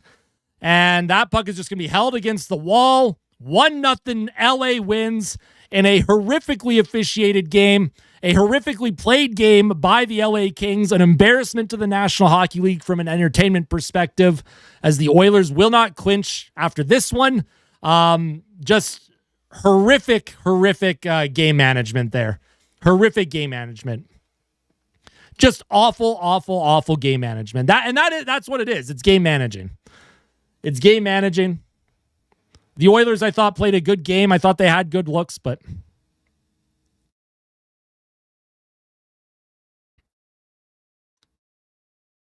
one of those games, man. One of those games.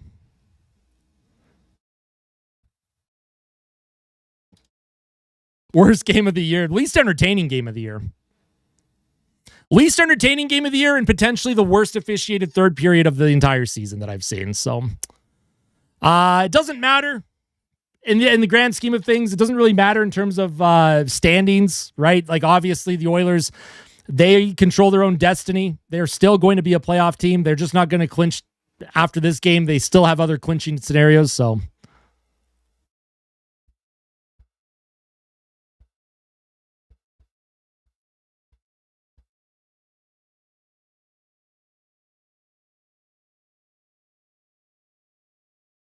Kings deserve to win. I don't know about that. There are other aspects of that game.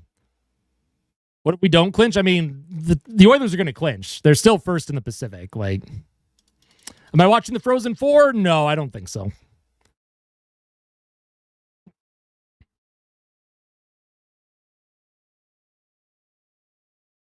And like I said, I don't normally complain about officiating because generally the officiating is awful everywhere, like in every single game.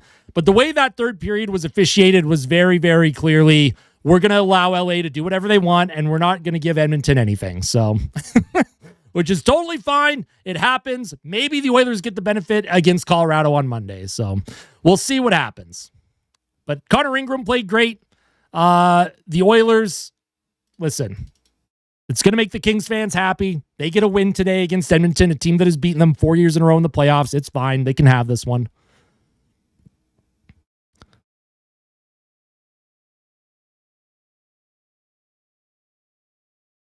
I mean, yeah, I have my own opinion about sports betting. Sports betting's embarrassment too, just in general.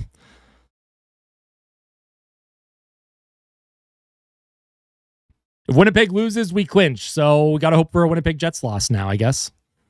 Got to hope for, I mean, again, we'll take a look at the standings here. The Oilers are still first in the Pacific Division. They're 1 point ahead of the Vegas Golden Knights, right? They're 1 point ahead of Anaheim, but these two teams do have a game in hand now. But the Oilers, again, it would... who does Winnipeg play today? Predators are up 2-0 on the Wild. Flyers against the Jets. So if the Flyers beat the Jets, then the Oilers will clinch, I believe, is how that works.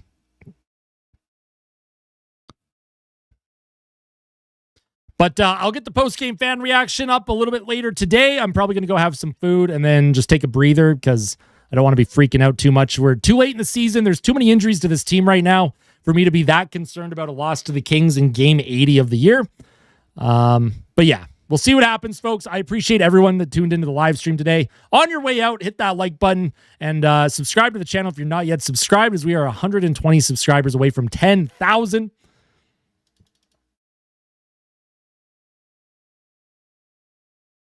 That's kind of what I mean, Mistaken Mexican. Like the actual betting is like whatever, but it just how in your face it is everywhere. The amount of advertisements, it just drives me nuts. Promise we beat the Jets. Let's go, Darth Jedi. Do it. Do it for Edmonton. But yeah, thank you so much for tuning in. I'll have the post-game fan reaction up in the next hour or two, maybe 3. I don't really know when I'm going to upload it yet. I'll record it though. And we'll see you soon. We'll have a day after discussion tomorrow. And then Monday, pregame report before the game against Colorado. Monday night, we'll also have a stream against the Avalanche. So maybe by the time Monday rolls around, the Oilers will have that X next to their name. That's all I care about at this point of the season. There's too many injuries, so much going on with this team. Connor Ingram played great. That's also a good sign. And yeah, we'll see you soon, folks. Thank you so much for your support. Tell someone that you love them. And as always, fight like a kid. Fight like Ben. Let's go Oilers. We'll see you soon, folks. Take care.